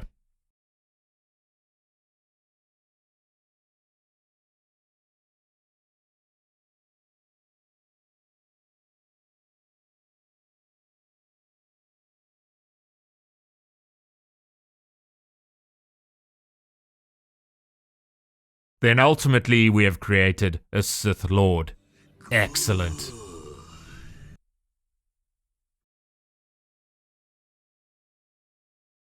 I hope you've enjoyed this course on DaVinci Resolve as much as I enjoyed creating it. So please post your lightsaber videos on social media with hashtag FCCDaVinci. I'm really looking forward to seeing your videos. I hope to see you soon. Thank you and take care.